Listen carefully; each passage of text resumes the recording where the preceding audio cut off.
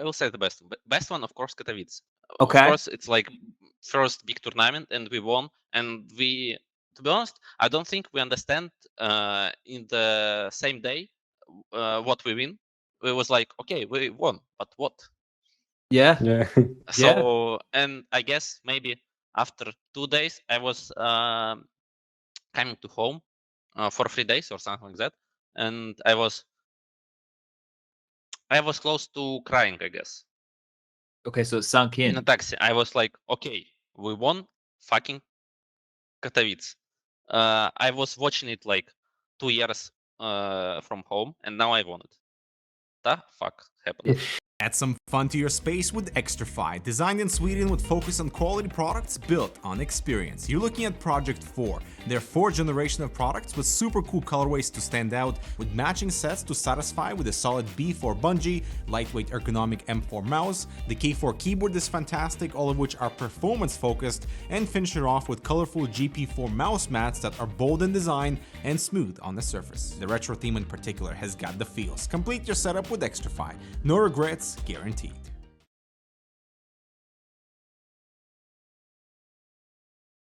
Fist bumps go to the teammates. I wanna see you falling fast. Win the round. Win the game. Parry Match, your esports teammate.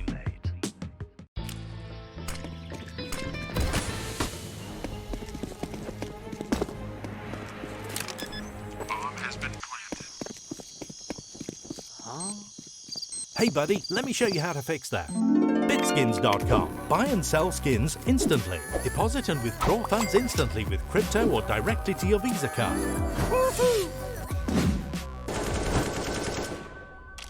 Bitskins.com, the best skin marketplace.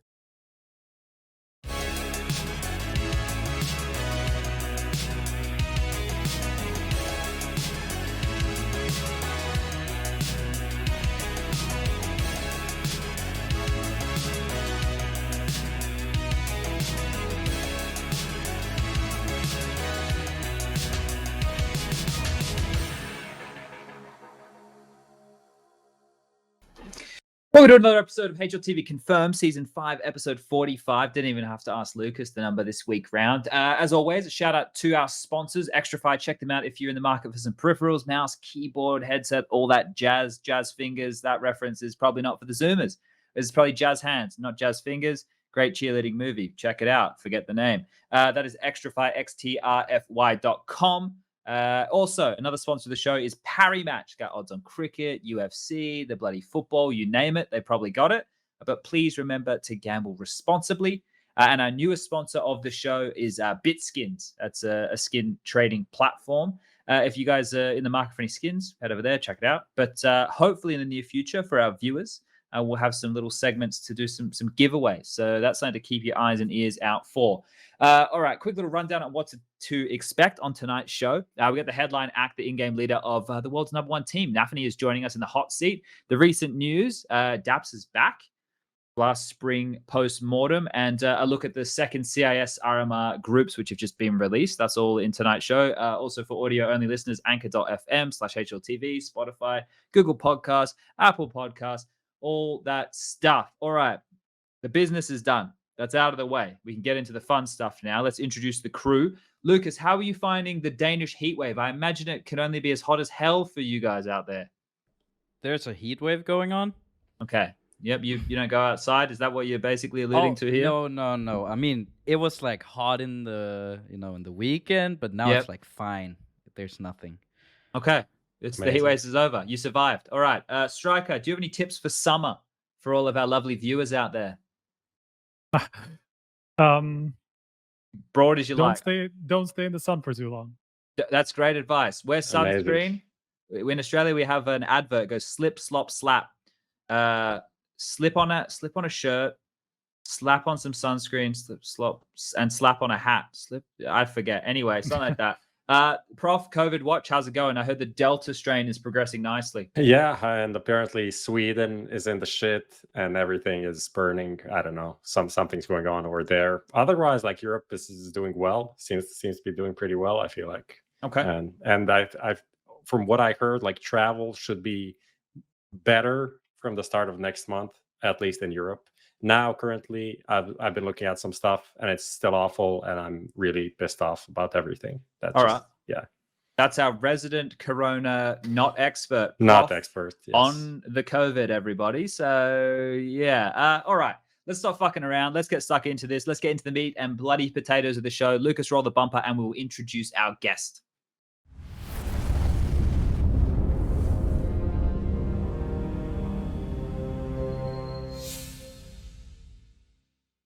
All right, we are very lucky to have with us tonight the in-game leader of the #1 CSGO team in the world right now, Gambit. They've already amassed over $1 million so far in 2021. Nafany, what the fuck are you buying with all that money, mate? Maybe a flat.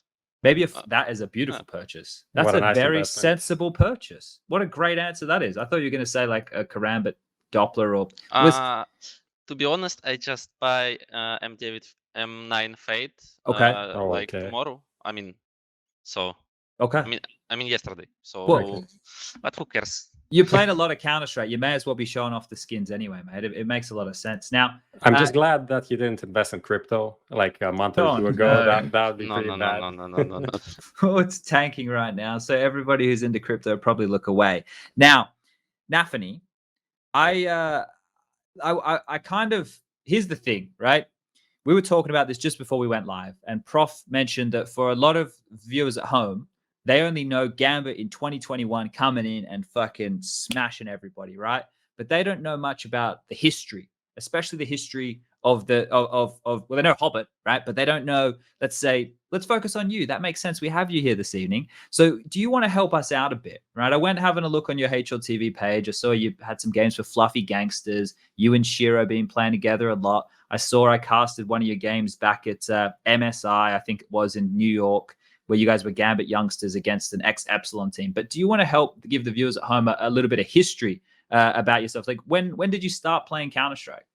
I guess I was like, I mean, if you mean when I played first time, it was like 6 years old, and my brother gave me to play with his classmate, and it was like, it was strange, to be honest, because I remember how his classmate said that it's playing not me. I mean, he said it's playing not your brother, and it's playing like he means that's my brother was playing, but it was me. I mean, like this. I'm a bit nervous, so No. and it was strange because my brother was laughing, and I was like, okay, maybe I'm a bit good at this game, but it was 1.6. So, and after it, I buy, well, I guess Source when I was 10, and it was Steam version. And my brother said, okay, you will not play this game because it's bad. Just play 1.6. And I guess I was like 14 when I buy CSGO. And I don't take in mind about ranks and other stuff. I was just playing 5v5 competition. And I was, okay, that's really cool. And I was just playing. And after some time, I meet Shir and we start our history. Yeah, and that's a big part of it, right? Because you look at all those teams I was mentioning on HLTV, every game you've got, maybe there's one that I didn't check, but seems to be with Shiro, right? Shiro and Nafany, quite the duo right there. So when you started playing CSGO, right, you already had a little bit of history with Counter-Strike, like you just said, and you're only 20 now. So the fact you started when you were 6, Jesus, you've had a good amount of time playing this game, right? But with CSGO, what was it? When did it go from something that was just a bit of fun to something that was you wanted to compete and you wanted to take it more seriously? I guess I was like maybe level 5 on FACEIT, and I want to play some competition CS. And we have like some website like Facebook, but Russian style. It's like VK. Mm-hmm. And there we have some groups. Maybe they still like working, but I don't know. Yeah. And it was like you paying like 50 rubles, and who wins that guy will take like all money. Cool. So I play with a lot of people, to be honest, and some people, like for example Gospodarov, I saw him at these tournaments, and it was like I was like 7 level FACEIT and he was like 8 maybe. So I knew a lot of people who playing right now and in Pro CS from these tournaments. And in one day I was playing with some guys, and they said, okay, we have like one good sniper, and they called Shira, and he come to us. But on the next day, we a bit argue with Shira, and our team is like disbanded after one day. And then on the next week, we just speak with Shira with each other and decide to play together. So okay, that's the origin story. Perfect story. I love it. Were you an in-game leader already at this point, or no. I don't remember, to be honest. It was like, come on, it was like 5 level FACEIT. We don't have roles. Who cares about it?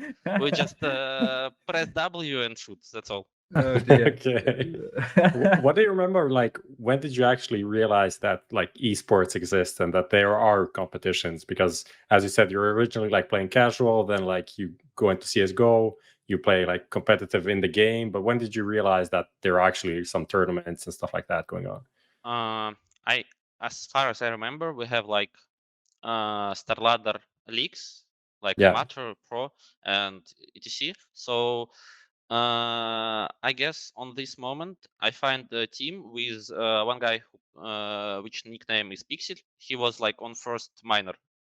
Okay. So I guess at this point I understand that okay, here's a real competition, not like 50 rubles tournaments.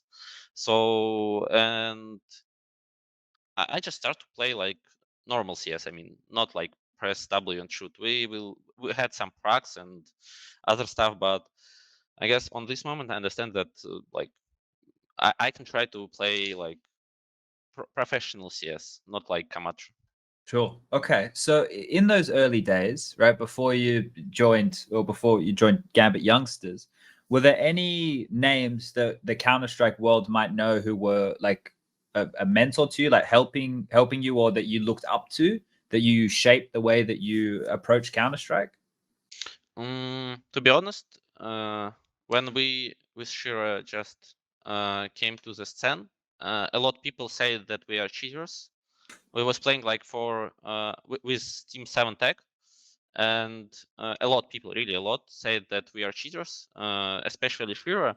But some people, like for example Pashanosh, maybe you knew him, great nickname. Team Unique. Yeah, that's true. And he write on his fan page that he will make a video about me, like I'm playing with Radar Hack or something like that.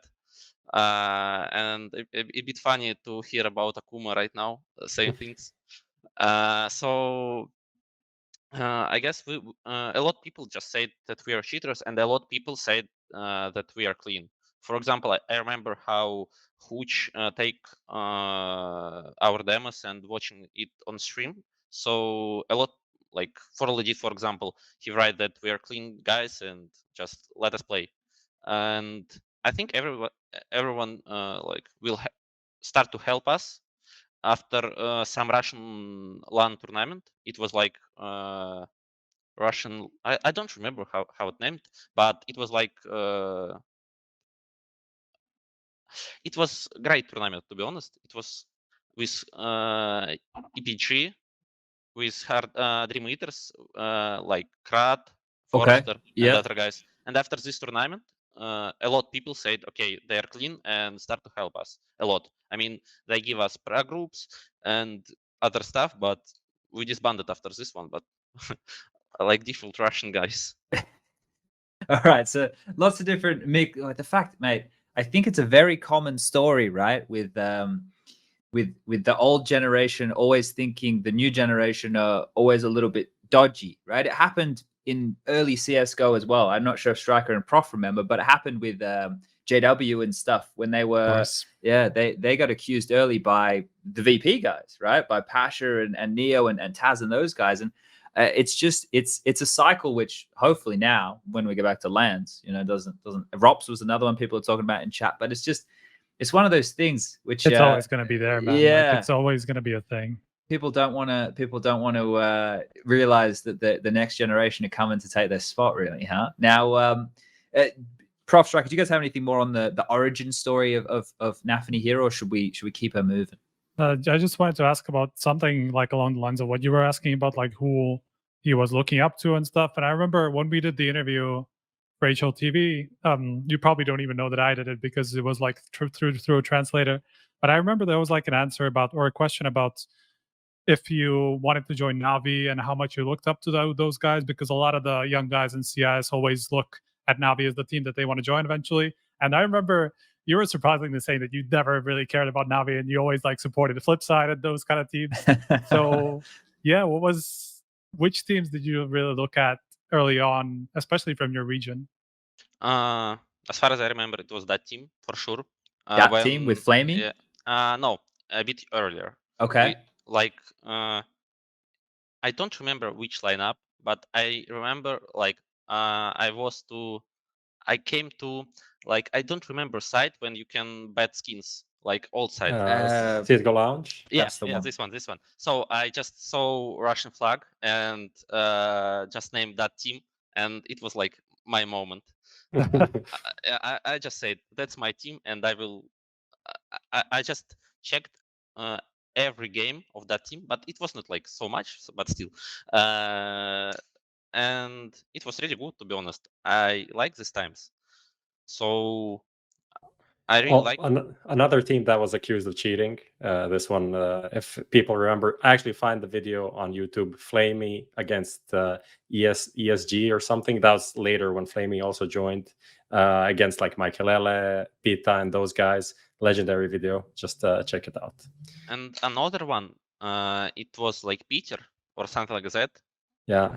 It was like Waterfalls, Yes, Vilander, and etc. So it was really good times, to be honest. I Okay. like these teams. And I guess I don't look at Navi because they're was every time at top, so it's not interesting. I guess look at underdogs, more funny, I guess. Okay. Yeah. All right. I see that. You like the teams who had the most, let's say, potential to upset, right? Okay. Yeah. All right. So let's focus in on this whole Gambit youngsters situation that you guys found yourself in. Now, I know that we've done some interviews. When I say we, definitely not me. HLTV has done interviews in the past, right? I remember there was one where you guys spoke to Blade about. He was talking about getting the talent back then. Am I making this up, Prof and Striker, or did I actually remember reading something? Well, no, there was. If you're talking about Blade, he was he was the coach of Gambit, right? And then he was involved in the Gambit Youngster project. So maybe in the one for the future about Shiro, there was some talk with Blade about that whole project and Shiro especially. Okay. So maybe that. I don't know. So if we focus in, was Blade there when you guys joined the team as Gambit Youngsters, nafany? Yeah, he was in Gambit, but to be honest, we don't speak with him a lot. I mean, he was with us maybe I mean he was with sometime with us, but Finn was a lot more. Okay. And Finn is still with you guys now, but he can't participate at the moment, right? He our analyst. Okay. Analyst, so and Groove is doing all the coaching. Yeah. Okay.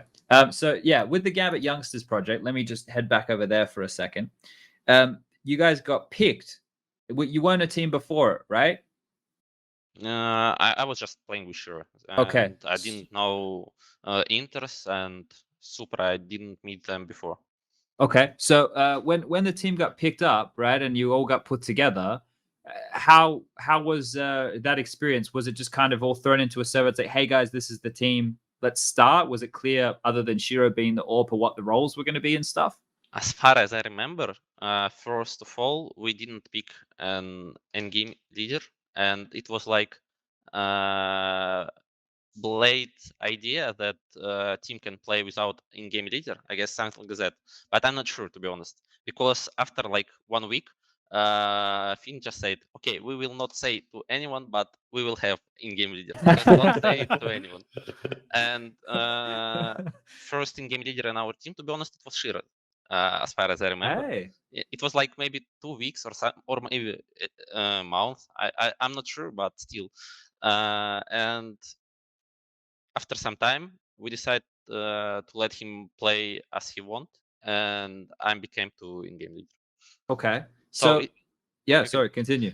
And it was I was before in-game leader in Team 7 and Fluffy Gangsters and in some other teams, but it was like I was not so smart, to be honest, to this role. I was really young and without I was just calling Rush P without any idea, just because I feel like, okay, it will be work, I guess, and that's all. And I guess that's all. So okay, so you were in the beginning, you were very using your gut to make calls, right? That you're yeah. So then I guess we can focus on lots of things here. Professor Striker, do you have a direction you want to take this, or do you want me to just see where we end up? I guess, like, how do you then develop your in-game leading skills from that point of view, especially because you didn't really play with a lot of veteran players. You didn't have like a Hooch or a Blade or someone in your team, or for, I don't know, Hunden in Denmark, you know? How did you develop? Of course, it's like big credit to Finn and Groove. They make a lot work with me. I mean, I was really young and without any experience of good in-game leading. So Groove was in-game leader in the past, and Finn was playing with him. So they just teach me a lot, and I guess that's all. Because to be honest, I don't remember like really good in-game leaders with which I can play. I mean, even in Valley Pitone, we have like Cracker, but in some maps it was like calling Finvicious. On some maps we just let's our coach was calling or something like that. So it's just all on Groove and Finn, I guess. That right there, I think, right, is pretty unique, right, guys? When you think about the in-game leaders who we have now, I think Art is the only other one. Art is the only other one I can think of that is similar to that in any facet, right? But I'm just also thinking about the timeline, right? It's like 2 years ago. Quick. This team was created 2 years ago. It's some 2 years and 2 months ago now. And so to hear that you basically just started in-game leading like 2 years ago, like a few months into the team, and now you're in this position, that's kind of crazy. That is insane. When you look at it like that, nafany, the amount that you did in a small amount of time. How many demos? Like, are you watching a lot of tape? You watching a lot of demos? I won't say that, not about me, that more about Groove and Finn. Okay. Because I mean, of course, I'm watching a lot of demos and ETC. I'm trying to improve as an in-game leader and as player as well. But still, all my in-game leading on Groove and Finn, because if not them, then I guess I will not be here. I guess I will say like that. It can be like either guy on my place, and it still will be good result for sure. Of course, I have like I am. So if I'm here, that means that I achieve it. But still, they did a lot. And about demos, of course, I'm watching a lot of demos, especially before when we was like mid youngsters. I'm watching a lot of demos of Astralis and I mean all top teams, Liquid, Astralis, E3. Like some teams better on one map and other team on other one. So okay, this is the way that the team started playing in the beginning. I assume everybody gets put together and then the coaches are working out how they want to approach the game. Okay, this is the position you play. This is the type of player you're going to be. And that was probably, I don't know, I'm taking some guesses here, maybe the first like 3 to 6 months of the time together. But did they already know what style of Counter-Strike they wanted to play? Do you think do you think they built that in you early, that we are now seeing that style of Counter-Strike in this Gambit, the best team in the world Gambit? They made sure they built that early, or did it develop in stages? I think they did it like 2 years ago, to be honest. They start to make it because same things what Finn and Groove tell us before, they telling us same things. Okay. It's just all the same. Maybe they add some new things because we're a bit grow up. So, and they're good coaches, and they both make a lot for us. So, and the main idea was grow up like a young team and teach them one structure, I guess. We have like same understanding in the team, and it's all because they was like teaching us like all 2 years that's structure. So Okay. So is there one rule? Is there one thing that the coaches said that you'll never forget? Like one Counter-Strike golden rule that is burnt into your brain? nafany don't push, I guess. The main, I don't what think they saying that's always. working. I don't They think let you that's do working. that now. It's working. It's working a lot. It's working a lot, to be honest.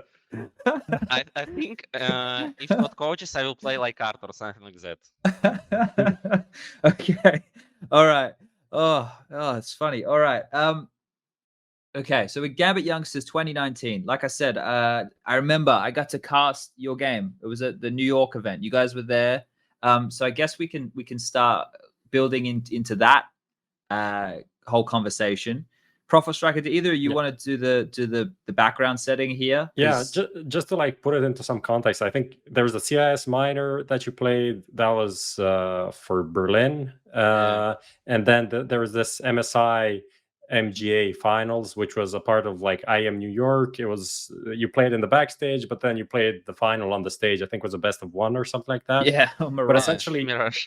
yeah, essentially amazing tournament. But it had some purpose. Essentially, it gave you guys a way into the spotlight, and that is where you broke into top 40. So just like for some context, before that was the summer 2019 ish, somewhere around that time. Gambit Youngster was like a top 70 team, 80th in the world, something like that.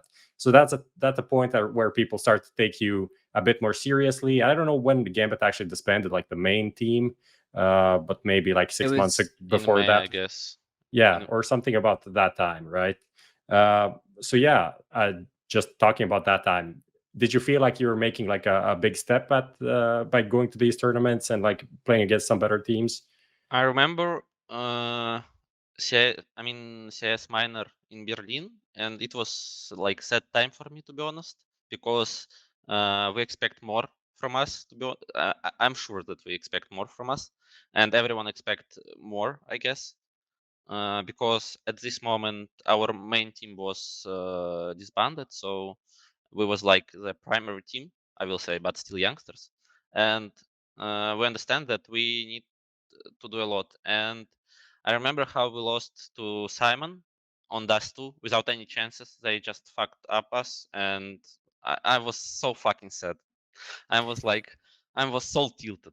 And after this, as I know, maybe I'm not correct, but still, after this moment, some guys in Gambit want to some reshuffles, as I know, but Finn and maybe Groove, I'm not sure about Groove, but Finn said give them a bit more time or something like that, and so it's worked.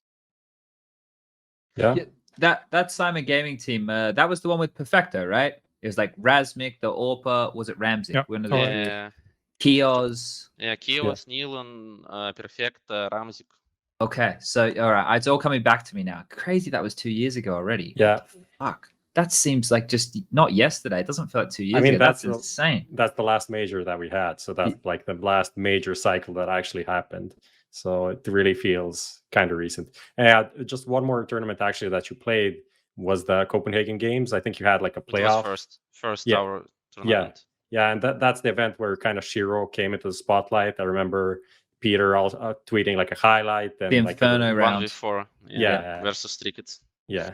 So that's kind of the development of this team. And that's 2009. That's like 2 years ago, almost exactly that period to where we are now. Okay. Well, we've just set the context. Do we have any questions around this time period? Because it is a long time ago when we reflect about it. Strike, you got anything for this? No. I think we can move on to like All the right. more recent stuff. All right. Well, do you want to kick us off with the 2020 discussion then, when they were just going fucking gangbusters with events? Well, yeah, exactly. That's kind of like the biggest thing that people noticed about you, that you just put so much time into it. You were kind of playing everything, not even taking a break in the summer while everybody else was. And I guess, I don't know where we should start this. Maybe we should just go to the Hobbit edition, which was, when did that happen? Was that after summer? That was after the summer. It was like in the summer, Yeah. like after July, I guess, or in July. And I remember the first idea was that it was supposed to be like a 6-man lineup, wasn't it? it was like, yes, it was like 6-man lineup, but I think at this time our coaches was not sure about who will go to the bench. In my opinion, it's just only my opinion. Maybe I'm wrong, but still. And yes, to be honest, we will when Supra goes to the bench. I guess we want to play with him some RMR tournaments, but after COVID, close borders, so we decide to play with Hobbit all tournaments, and it's a bit sad, I guess, for him.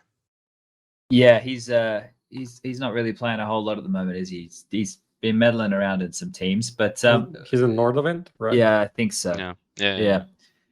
So it doesn't. Look, the decision has, with the Hobbit situation, you guys are now the best team in the world, so it's obviously worked out pretty good. But at that time, when you guys are non-stop playing and you're in the same beautiful orange-walled house you're in now, where we see you every time, how many hours a week are you guys playing, or a fortnight with the Steam calculator? At this moment, or before? Before and this moment. I assume you guys don't take many breaks. At this moment, we're playing a lot, but we playing a lot like tournaments, and we don't have a lot practice days because of like we have tournament after tournament.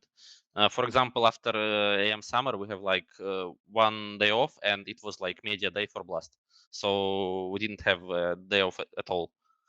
Okay. So I guess we're playing a lot.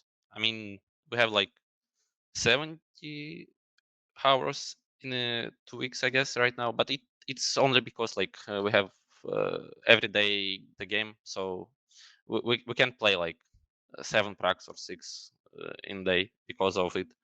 But when we have like default prac day, we just training as much as we can. We speak a lot, and we doing some stuff like DM, bots, and etc. So it's like same as before, to be honest. I remember only before MSI we was playing like 2 weeks or maybe 8 pracs in a day, and with some DM and bots, and it was like awful, to be honest. It was like worst memories.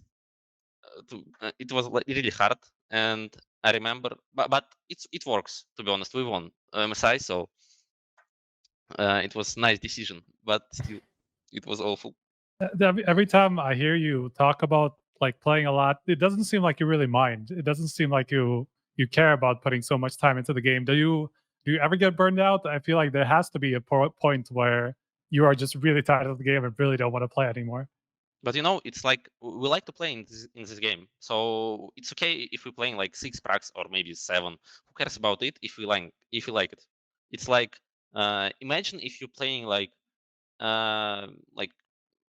Dota. Okay, you like Dota. Okay, for example, if you like Dota, you're playing like 10 hours in a day, and you get salary for this.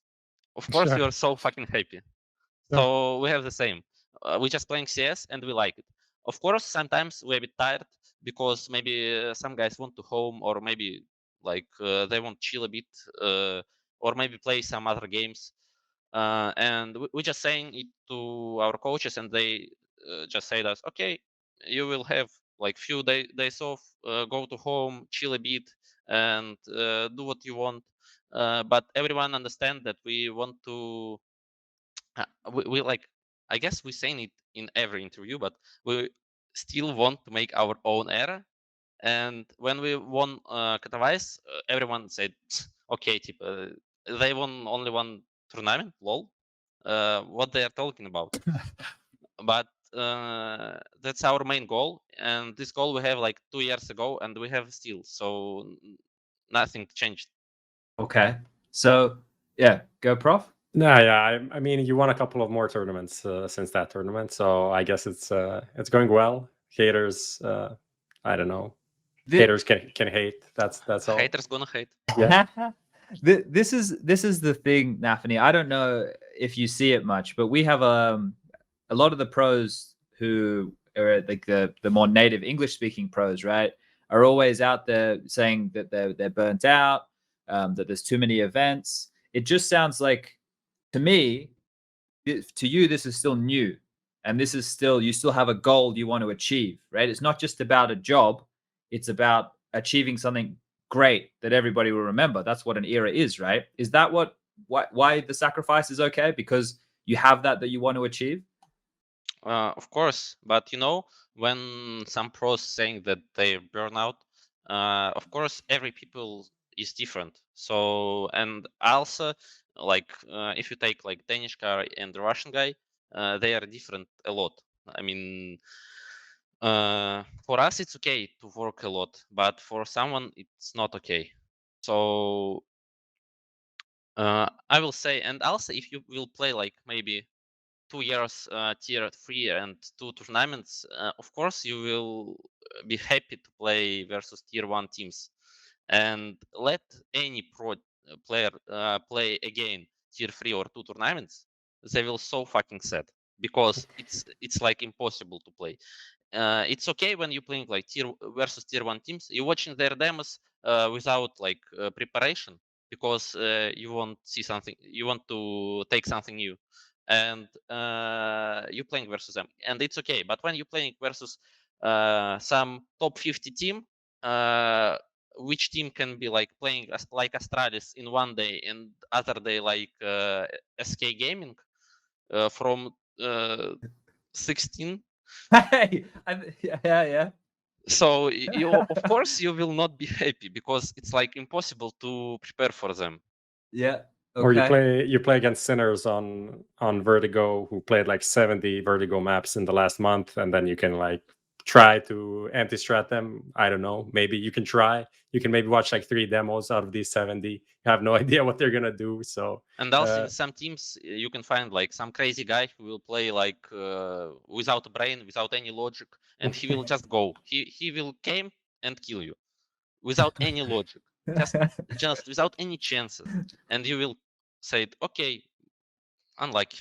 So considering this like tier 3 is so insanely hard to be consistent in, how did you, during that like 2020 summer when you didn't take the time off and you were playing let's see, the tournaments, it was like 9 to 5 to Eden Arena, then Eden Arena again, you won like 4 tournaments in a row. I think you won like $100,000 in just that 1 month. How was that experience like, first of all, playing when it should have been like the tournament break, and then being consistent in that time? We just worked a lot. That's all, like always. We just watched every demo of every our opponent, and again, big respect to Groove and Finn. They're like, they always prepare for any team. And now imagine if you're playing like tier 3 tournaments, every time you're preparing for different teams with different strategies. Some teams playing without any strategies, and they need to say something for us. And it's impossible, to be honest. What did they say when you face like a completely random team that there's just like, what did they say?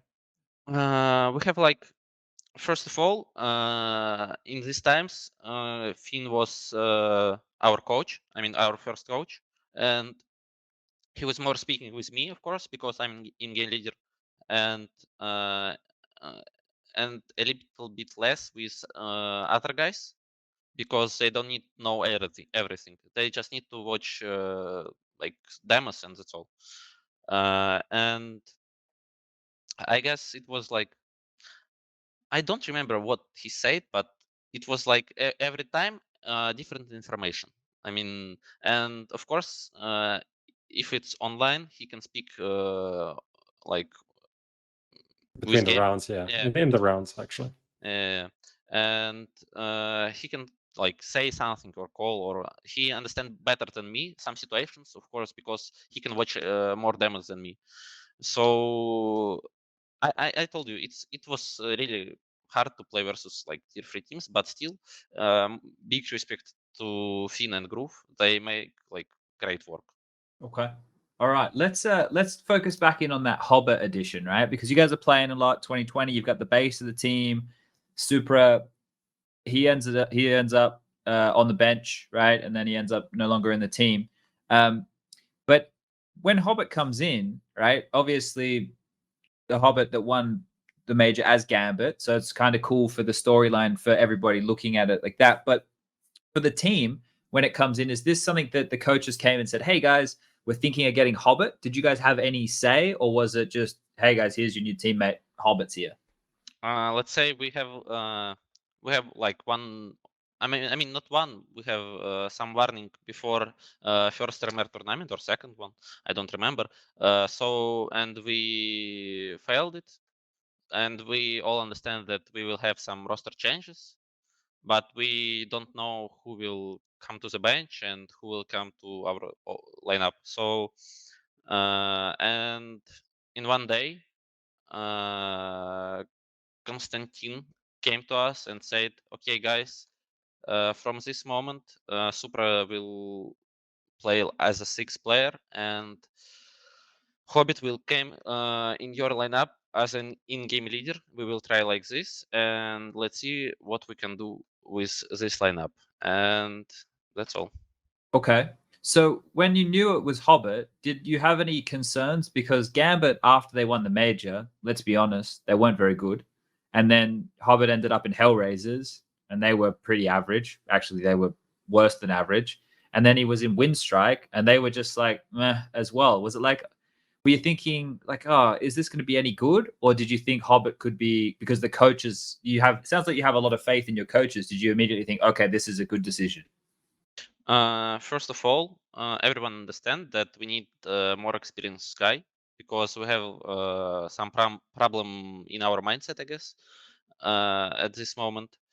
We was not so confident in ourselves. Even if we winning, we wasn't so confident. And also, Abai, when he was leaving from Gambit, he was younger and a bit like not so smart, I will say.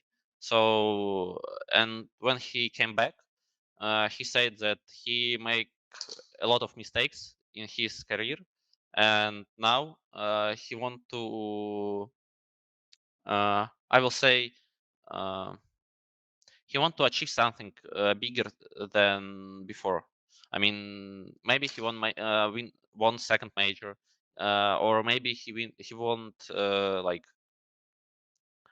he want to like be better, I guess. So Okay. that's the main thing. And when he came to us in Windstrike and other teams, he had a role like sacrificer, I will say. Maybe not like full sacrificer, but still.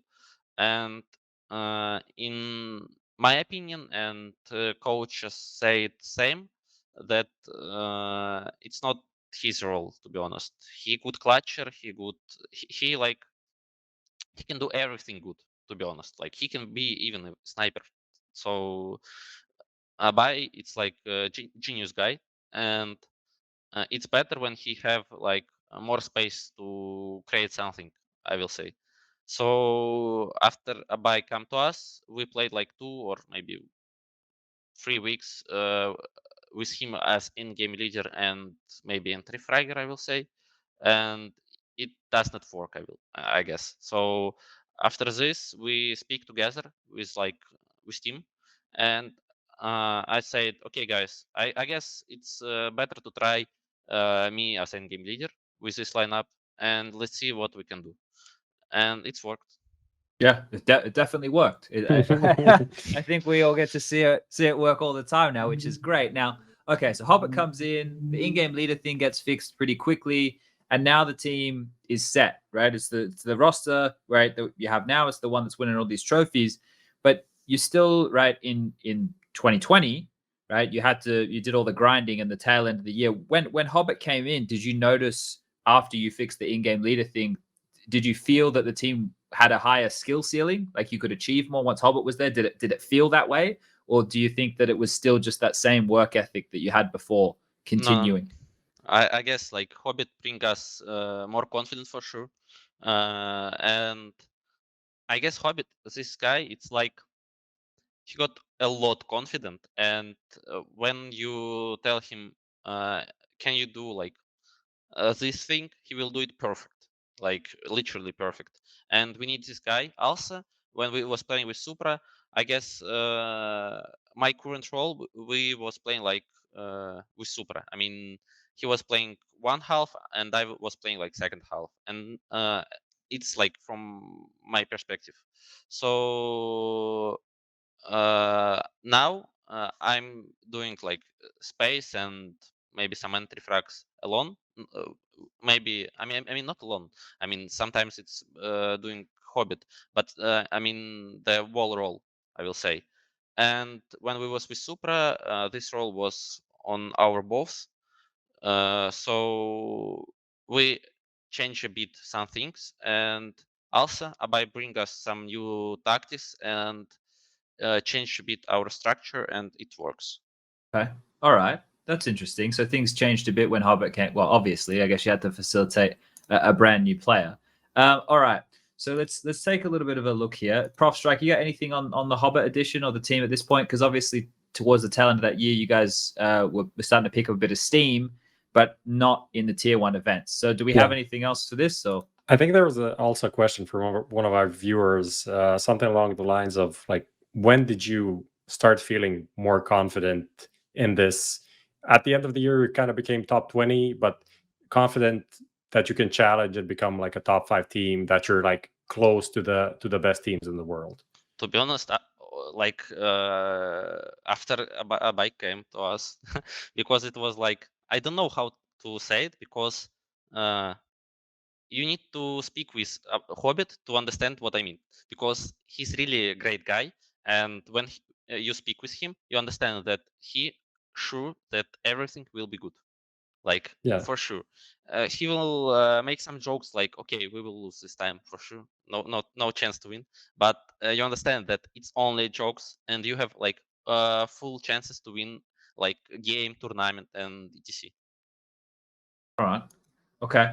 Let me see where I can find us here. I'm trying to think where the best pivot is, because a lot's happened this year, nafany.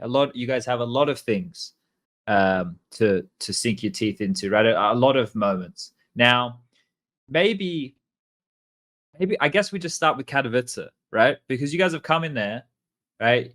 You've just won the whole thing. We're obviously in the online era. You know, you're hearing from all the tier 1 pros in 2020 and same in 2021. It's not the same, you know. So you guys come in and you blow them all out of the water, and the CIS revolution happens, right? Virtus Pros playing well, Spirit's looking good. You guys are winning the thing, right? Like Katowice for you guys winning that. I can't imagine how that must have felt, but did you think, okay, you know, now we're here with the big boys at that point, or did you already feel like you guys could compete before you showed everybody at Katowice? I guess first tournament when we understand that we can compete with best teams in the world, it was DreamHack Masters Winter. Okay. And we beat some good teams, Complexity and Cloud9, I guess. But we lost to Astralis, and we was like winning some on both maps, to be honest, as far as I remember. But we made a couple of mistakes, and I was thinking all the time, like, okay, they're reading me. I need to do something else, and that's why we lose, I guess, because we was on nervous for sure, because you playing like versus Astralis. Of course, you like was a bit scared, I guess. So I guess first tournament for us was, I mean, big tournament. It was like DreamHack Masters, and after this one, we understand we understand our mistakes, and on Katowice, we understand what we need to do for win. So after lose to EG, it was our first game. We understand that we just playing the same CS as versus Astralis, and we just talk with each other, and just that's all, and we won. Easy as that. Just that easy, huh? Okay. Well, did you think because you had CIS teams to play in the final, do you think that made it less pressure? I don't think so. We Okay. played versus Na'Vi at DreamHack, and it wasn't. It was the same pressure, to be honest. And Okay. I don't know. Maybe it's because of online, or maybe it's because of no, it's not because of online for sure. Because like on Katowice, we was nervous as fuck, especially on final. But the last our like finals, it was not like so nervous because I guess we're playing a lot with big teams, and now it's like, okay, we're playing another tournament and another final. Let's win it. We can do it. Let's go, and that's all. And no one nervous, no one making mistakes, and everything is good. All right. So which one out of the finals you've been in this year, or maybe the finals you've won, either which stands out as the best moment for you? I don't know about the best moment, but I knew two worst moments in like our team. I mean finals. Okay. It was first moment. It was qualification to Flashpoint when we lose to Forza. It was, to be honest, it was like the most tilt I ever had. I was like, I was not sure about really I want to play this game after this game because I was really destroyed. Well, when was this? Was this 2020 or 2020 Flashpoint qualifier versus Forza? We was winning on Inferno, third map, without any chances, and we lose. And I was like, give me please rope and soap, and I will go to drink water a bit. Okay, so I see. I know we're focusing on the negative here with that But the one. best one, I will say the best one. Best one, of course, Katowice. Okay. Of course, it's like first big tournament, and we won. And we, to be honest, I don't think we understand in the same day what we win. It was like, okay, we won, but what? Yeah. Yeah. So, and I guess maybe after 2 days, I was coming to home for 3 days or something like that, and I was close to crying, I guess. Okay, so it sunk In a in. taxi, I was like, okay, we won fucking Katowice. I was watching it like 2 years from home, and now I won it. The fuck happened? People in chat are asking, like, when we're talking about like the worst moments, people are asking about the Cadian 1v4. I guess it's like worst moment for me, especially because I Cadian, of course, he won it because he is really good player. It's not because we are tired. It's just he was really good at this moment. And if you look how he make it, it's really perfect. It's like if he makes strafe left, strafe right, he will lose. But he make everything perfect.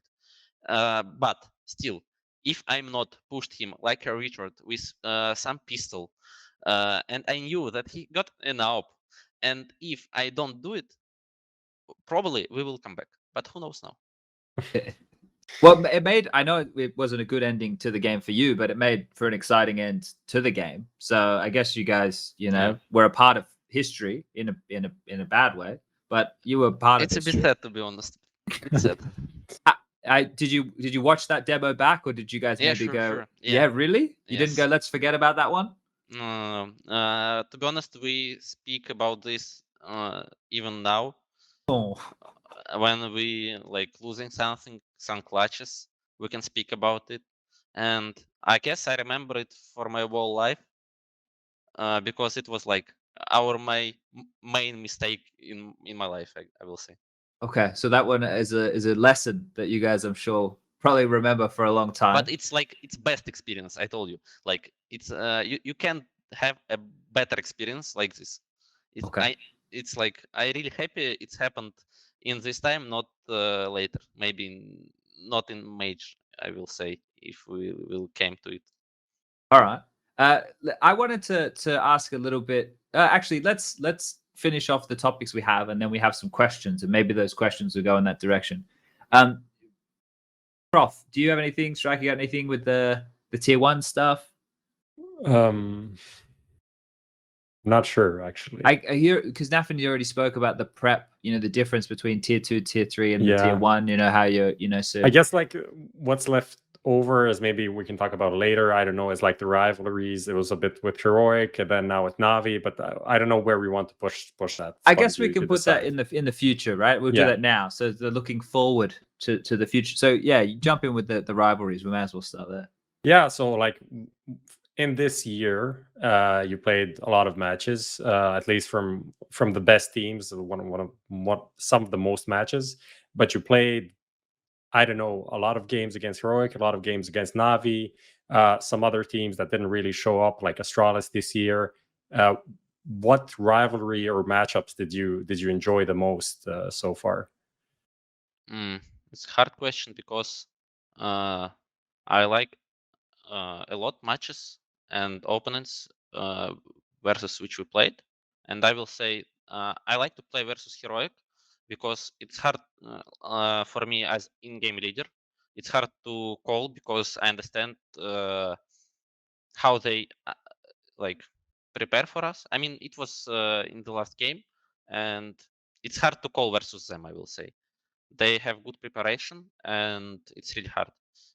But I like it, to be honest, because it's like new challenge for me every time. And to be honest, I believe in one day we will face versus Fun plus Phoenix, because and you knew probably why, because that's only one team which have like a better win rate against you on the map.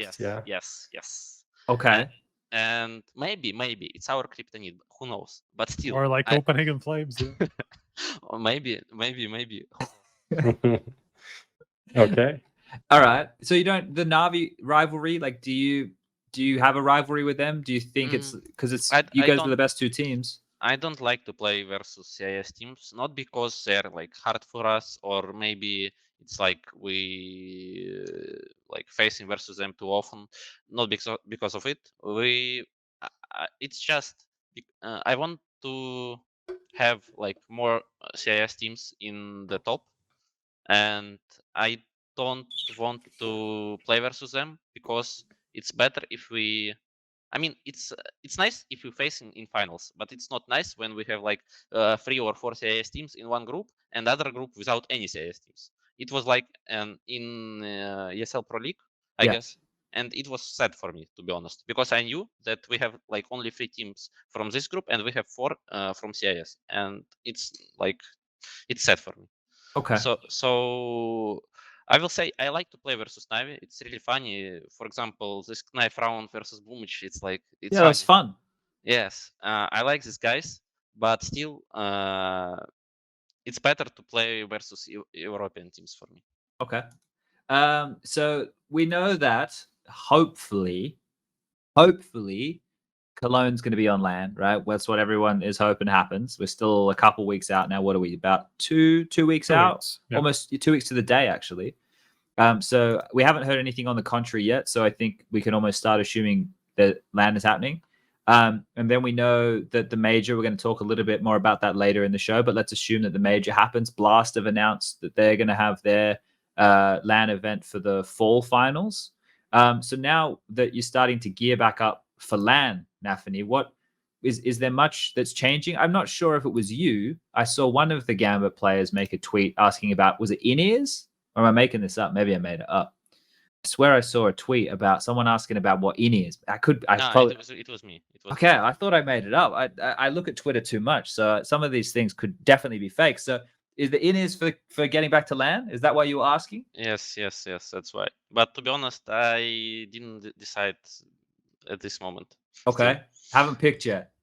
I mean, no, I will say no, because we have like different ones in team, because some guys want like Razer, it's me, and some guys want like Logitech, maybe some wants Sennheiser, and we still think which one better, to be honest. Okay.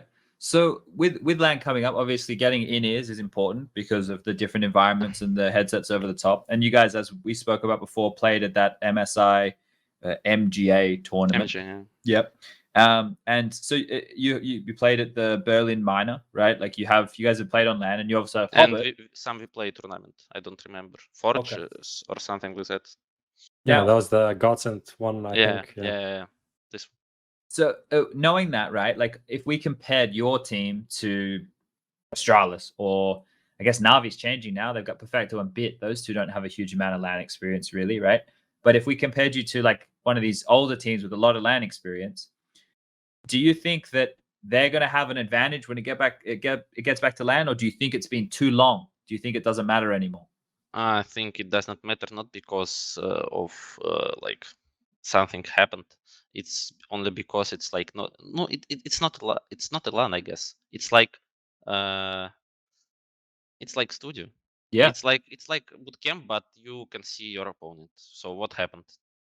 Well, you can stand up and you can yell at him, nafany. You gonna do that? Yeah, I remember, to be honest, Copenhagen games, and I knew that we have our opponents somewhere close, and I was screaming some bad words on Russian. So I have some experience. Okay, nice. I love. Yeah, sorry, keep going.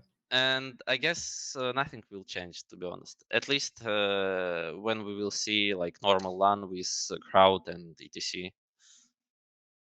I think that is when, because a lot of pros talk about how online you can hear everything, right? You can hear the little jump noises, you can hear all the grenade pins getting pulled. You have a lot more information on sounds with online because less ambient noise, right? So when you get to the arenas, obviously that's the step up. But the studio LAN going into it, right? We don't know the environments yet, right? It has, maybe you do, but most of us in the Counter-Strike world, we don't know exactly yet, right?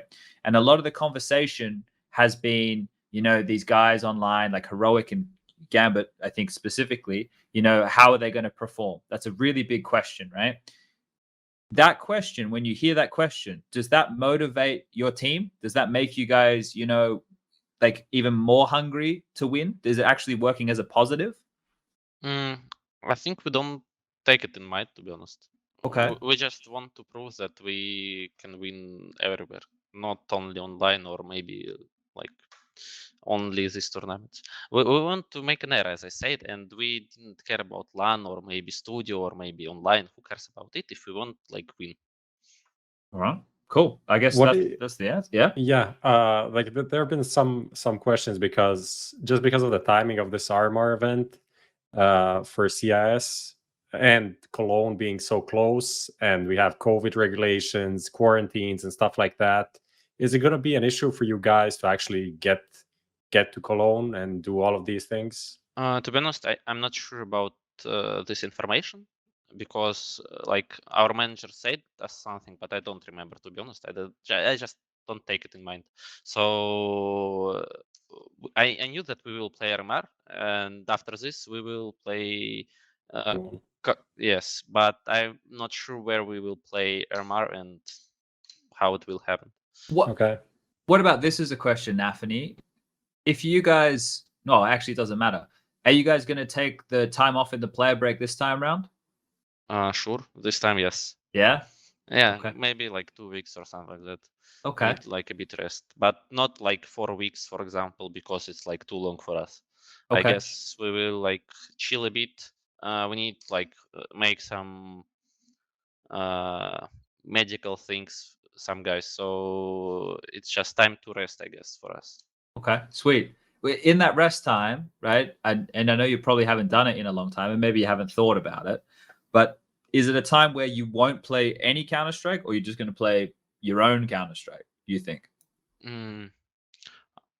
I can say about like every player in our team, but I guess I will chill like 80% of the time, and last 20%, of course, I will start to play CS to be more prepared for next season. Okay. All right. Nice. Striker, Prof, you guys got anything here before we move it forward? No, I guess not. Looking good. We can ask more questions in a second because we'll do the viewer questions now. Okay. Yeah. I reckon we do the All right. parry match of the viewer questions now. We knock them out. That way they're done, and then we can go through the rest of the show. Yeah. Sounds good? Yeah. Okay.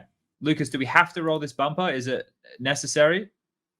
Okay, we're going to roll a quick bumper. We're going to have a quick little 30-second or so break, and we'll be back in a second, guys. Don't go anywhere.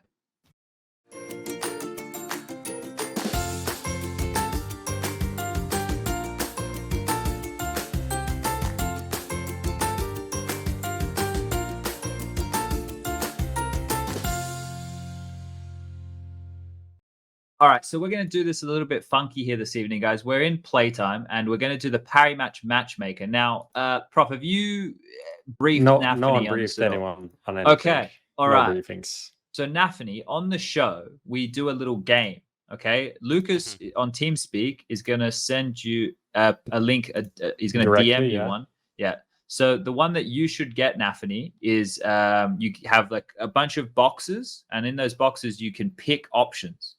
Now, the parry match matchmaker concept is on one side, we have a bunch of team names. Okay, so it should be Na'Vi, Virtus. Is that right? It was on previous. I mean, with some how to nerf some guns, right? Yes.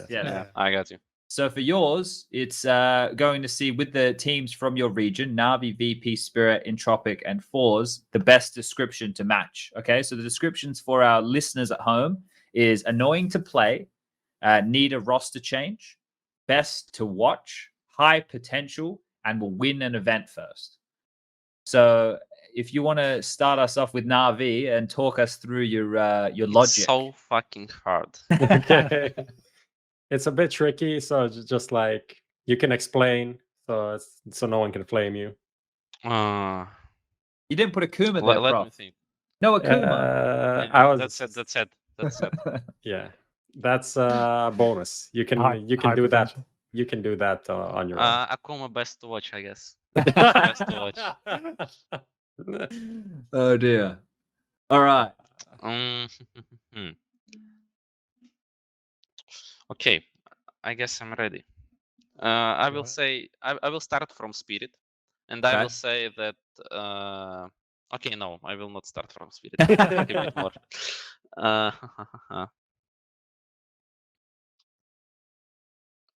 You've got who do you play Na'Vi a lot? Yes, let's start with Na'Vi. I think Na'Vi, it's like I will say it's best to watch. Okay. Because it's like it's Na'Vi, of course. Of course, it's like best CS in CIS, I will say. Okay. All right. Yeah. I will. Let's take now. Let's take Entropiq. I will say it's like.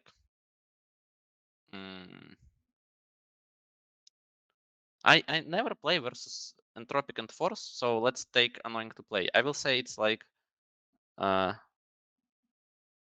will say it's VP. Okay. Not because it's annoying to play versus them, just because any other things not working with them. Okay. Is it annoying to play against Yakindar? No, I think it was like only when it was in winter. It was really annoying to play versus him. But now I understand what he's doing, and it's not so annoying. It's like my play style, but he got better individual play, I will say. Okay. I was gonna ask you about a comparison between the two of you because you are pretty similar. I will say that as a player, he is better than me. I will say it's only my opinion. So he's a great guy. He's very funny and smart. So it's nice to play versus him. But it's not annoying to play. It's like it's nice to play versus him. To be honest, it's not easy, but it's like really cool. Who saves more, nafany, James or Shiro? Shiro never saves, I guess. It's usually me calling that. Oh, Shiro. Just Shiro, save a bit, please. Maybe we will win next one. Okay. It's more on me, I will say. Okay. All right, fair enough. What about Spirit? Do you think they need a change? Like they've looked a bit, they've kind of stagnated, right? They haven't been looking as good. I don't think that they're stagnating. They are just, they have a good lineup. And if you think they like who are playing bad in Spirit, can you say it? Like no one, to be honest. It's like Chopper, no. Mir, no. Dexter, no. at the moment, yeah, he didn't have a good tournament recently, right? Didn't he have a rough tournament? I haven't been keeping up every day of the week. Yes, but like SDY and Magics are both kind of not really stable. Like Magics can be the best player in the world one match, and then the next not I that will say much. it's more about maps, I will say, because if you can see it, for example, Dust 2, Magic's usually playing well, but Yeah. some maps, Train, for example, he can be like bad. It's more about maps and positions, I will say. So I don't think that he's bad player or maybe like not stable. I will say like that. But yeah, I will say like Spirit will win an event first. Okay. High potential, I will say it's Forza. Just because I like this lineup. They're cool guys. You think they made good changes with the new players they brought in, Kenzie and I forget the other guy's name. That's the guy. If we will see at results, they will say us, yes, it's good changes. So we can't say nothing. Fair enough.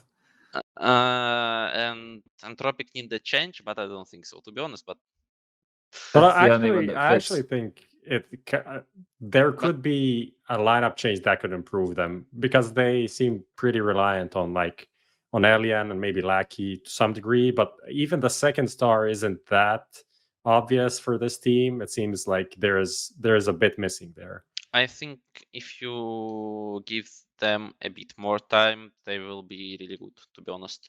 They have like good sniper, Alien. I knew him, and it's a nice guy. He's smart and he playing really good.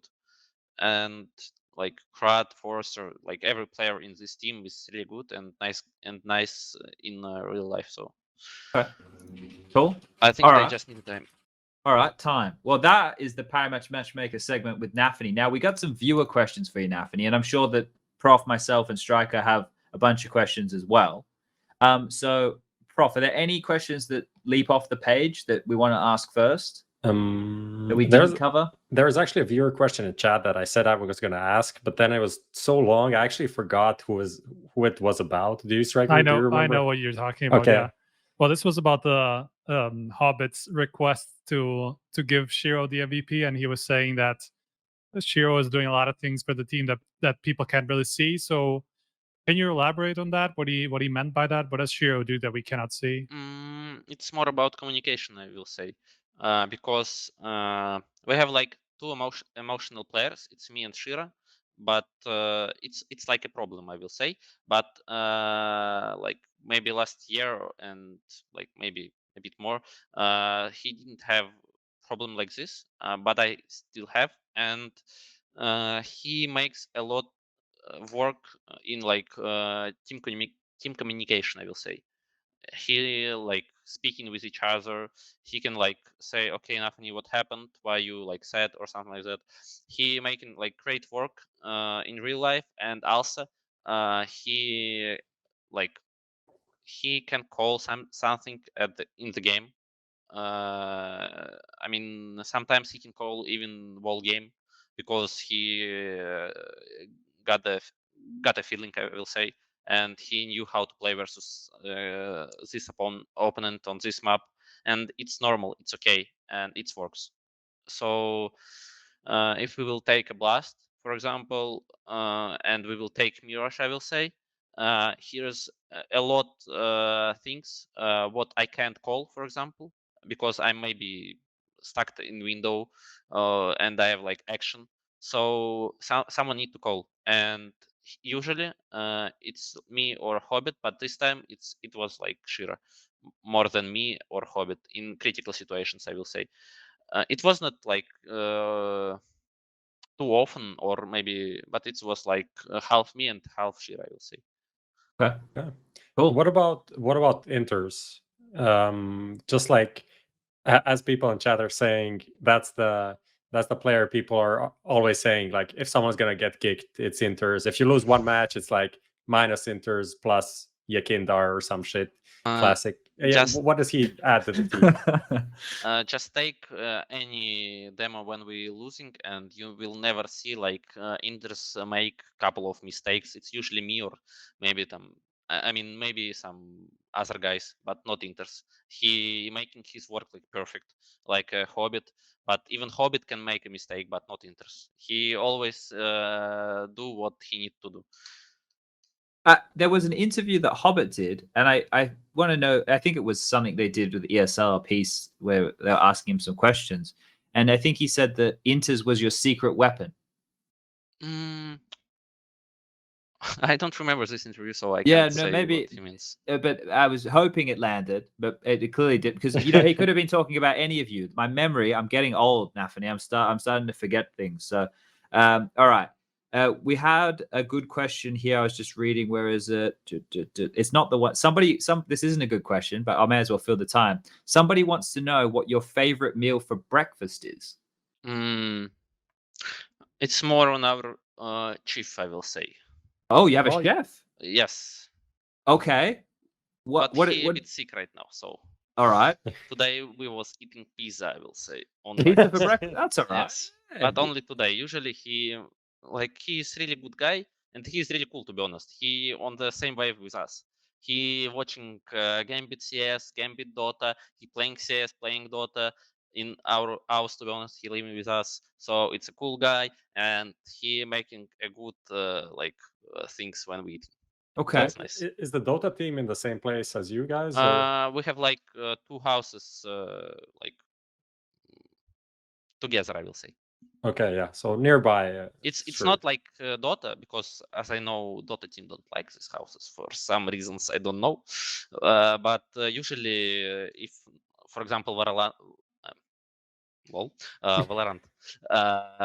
came to bootcamp, they will close to us, and he will be chief for 2 teams. Okay. 10 people. How he can do it, I don't know, but he is monster. All right. So, nafany, you always seem to be in the house that you're in now, right? Every time we see you, you're there. Are you there alone now, or is other players there? No, we have like 4 people, but we have like 2 day offs. So Shira, I guess, sleeping probably. Exile playing some Call of Duty Warzone, and interz, I guess, walking somewhere. Okay. So, and Hobbit goes to the home because he got a kid and wife and parents and etc. So that's why. You stay there all the time? Not all the time. Sometimes like we can go to the home, but usually I'm here. Okay. Cool. I can be here alone sometimes, but still. All right. Let's have a little bit of a look here. Do we have anything else jumping off the page, boys, with these questions? I think we went through a bunch of these things. Yeah. Talking about it. What did you do with prize money, player break? This was a question. What advice would nafany give to young IGLs? And then in the brackets it says young IGLs and Boomich, but don't say Boomich. But I threw the guy under the bus. His name is Vinit, by the way. So let me say, first of all, Boomich is a great in-game leader, to be honest, and I guess he made a lot for his team. But some, especially Russian community, hate him last time, and it's a bit sad because he's really a cool guy, and even he can like do some interesting things in social media, which I don't like. I mean, but he's still cool guy, and he's good in game leader, and don't blame him, please. And also, I guess like the main thing what you can do if you're young in game leader, it's like you should watch as many demos as you can and trying to find logic everywhere if you're watching tier 1 teams. And sometime if you see something without any logic, you just try a bit better. You will find something for sure. Do you think everything the tier 1 teams do makes sense? I will say yes. Okay. I have a curious question, nafany, because when we watch your team play, you are another one of these in-game leaders who does these aggressive moves, right? It's becoming more and more with the in-game leaders, and they go on these aggressive moves. But yours, I don't know how it, like, I always feel like you get away with it, right? Like, I just think of Vertigo and just how like annoying it must be to play against you on Vertigo on the T side and the CT side. Like on the T side, you drop that smoke, you're playing on scaffolding or yellow, whatever you guys call it, and you're always finding kills, right? Like that's a very high risk play style, right? Why do you, is that a good job for an in-game leader, do you think, or is that just the type of player you are? I guess it's type of player I am. So Okay. Because in every team, I will say no one call it like space creator, but I will. So every team have like space creator, and it's different guys, and some guys making it because they feel it and it's okay for them. Some guys making it because they need, it's like someone should do it. And in our team it's me, and I like it a lot. Some moves, to be honest, which I'm using right now, I was using at like 2 years ago, and Finn was saying, if you will play versus Astralis, they will fuck you up. but it's working right now, to be honest, and it's like maybe I guess it's working because here is no logic in these moves. Maybe, but but if you try, you will find some logic, as I said before. Sure. Okay. Cool. I guess that's probably about it for this section, boys. What do we think? Yeah. Only 1 hour 20 minutes. So yeah, but we wrapped it. We did the playtime and the fucking hot seat at the same time. Yeah. All right. And we knew this was going to be a good one. Yeah. All right. Let's get stuck into the recent news. Lucas, roll the bumper. All right. Add some fun to your space with Xtrfy, designed in Sweden with focus on quality products built on experience. You're looking at Project 4, their 4th generation of products with super cool colorways to stand out, with matching sets to satisfy with a solid B4 bungee, lightweight ergonomic M4 mouse, the K4 keyboard is fantastic, all of which are performance focused, and finish it off with colorful GP4 mouse mats that are bold in design and smooth on the surface. The retro theme in particular has got the feels. Complete your setup with Xtrfy. No regrets guaranteed.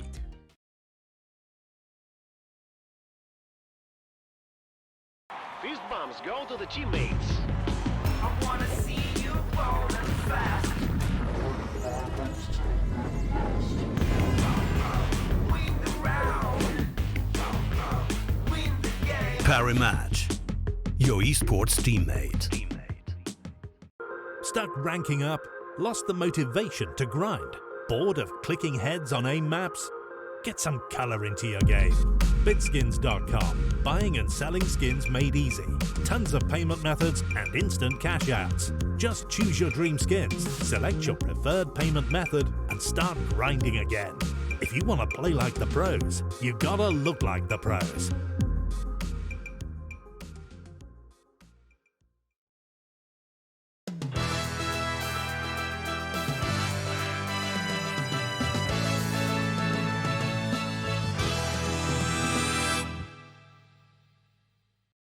All right, welcome back. We are back with the recent news. And yeah, let's jump into the biggest topic of the day. I woke up, picked up my phone, as I do, which is a bad habit, everybody. Put your phone in another room. Yes. And do this. I actually do this, you know. I'm going to watch me fuck everybody's stuff up. Okay, Google, set alarm for 7:30 a.m. Chat, She's a bit quiet. Why you do this to me? She's a bit quiet, but she said it's done. Set it on your bloody Google Home, because that thing is listening to you at all times while you're watching TV, while you're masturbating. It's listening at all times. So just get your phone out of the room. Anyway, we're going off on a tangent. Those are the only two things Sponge can like process in her brain. What can I do in my home? Watch TV, masturbate. Yeah, that's it. That's it. Okay, so the news was that some old fuck, right? Older than me type fuck, some ancient, gray-haired, glasses-wearing politician fuck decided that the Dota TI, which was meant to be happening in Stockholm, the same location as where our lovely major was going to take place, is not going to happen because let me find the fucking wording of this shit. Where are we at here? Not an elite sporting event. Not an elite sporting event in Sweden. Let me remind you, nafany, I don't know if you were watching Counter-Strike back then, but they in Sweden had a hamburger in McDonald's called the McNip, right? And now they won't have the TI. It's going to be a $40 million prize pool in Sweden because it's not. One more time for me, Prof. Elite sporting event. Okay, that is a fucking joke right there. Now, the reason this is important is because it obviously could impact our CSGO major, same country, same venue. Striker, when you hear this news, are you optimistic that maybe something will change, or are you a little bit being a bit of a Debbie Downer? I think it's just a bit of a different situation for CSGO, I think. Mainly for one reason, which is that we don't really have Asian teams. While Dota has a lot of them, and I think they will be the most affected by this because of the visa situation and stuff like that.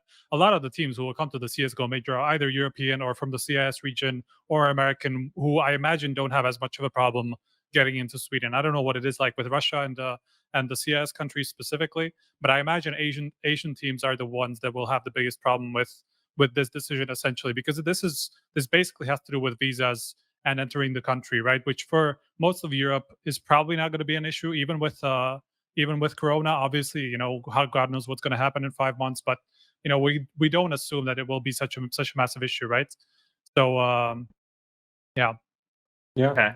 Lucas is saying that the government in Sweden was overthrown yesterday. What, really? Yeah, like politically, not military. Well, I was going to say that I don't think the Swedes are the most violent people, so I couldn't see them getting out. The Danes could disagree. Okay, yeah, we're only going back a few fucking thousands of years. 100,000? No, that's my thing that I have on bread. Thousands of years.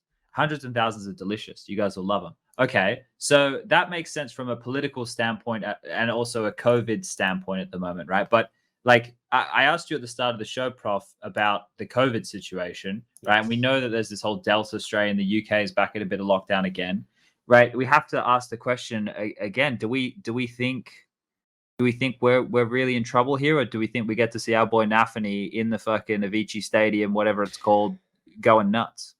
I mean, it's definitely not a good sign that this is happening, just because how I saw the Dota and the CSGO major happening at the Dota International and the CSGO major happening in the same place was because I guess Valve expected to have a good deal with Sweden, with the authorities, and that's what they actually said, that they were promised that the international would be an elite sporting event.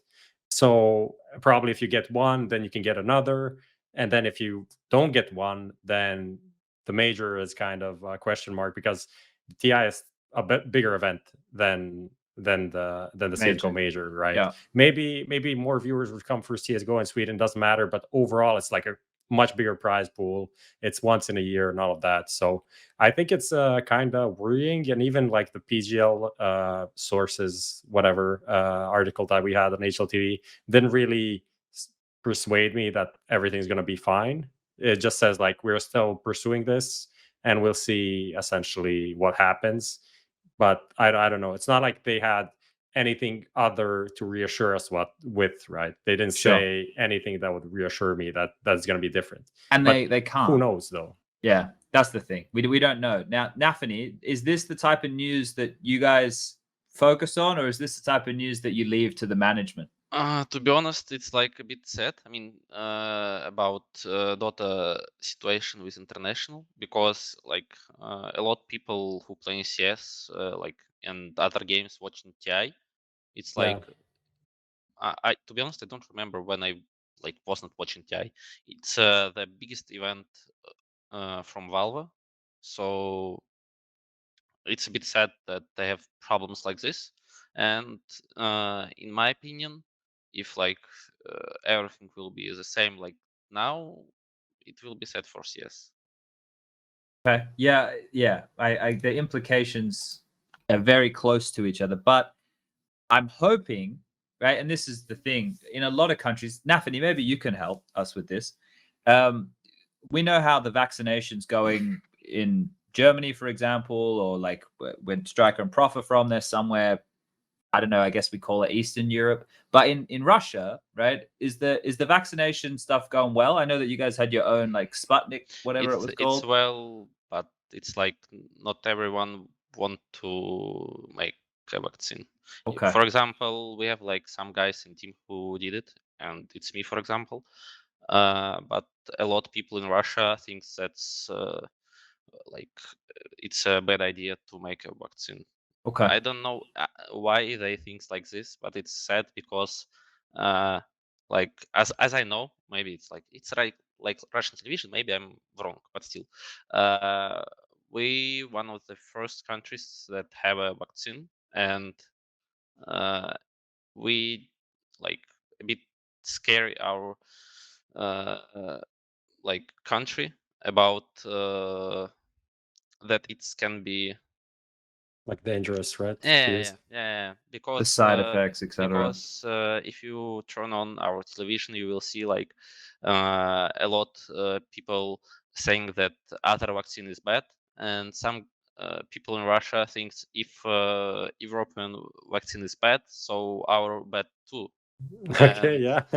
And that's Feels working like logical. this. Yeah. So it's really sad about Russia, because if you will watch at numbers right now with COVID things in Moscow, for example, it's really scary.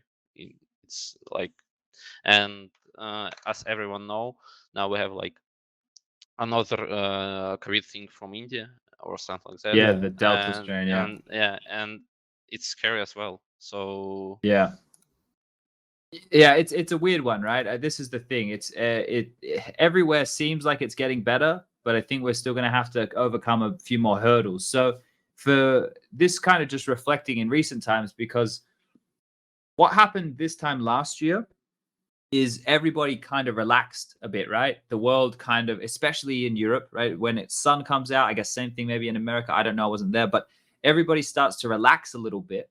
And then we have more problems down the track, right? Now, we have vaccines going now. We obviously have a whole better understanding of the way things are. So I think everybody's hoping it gets better and better, but we're still in a really weird spot. So I guess we'll just keep waiting and seeing, and we'll see what ESL are able to put on with Cologne, because it's not going to be something that people, this is the thing. I would hate to be running an event right now offline. The logistics now are a nightmare, right?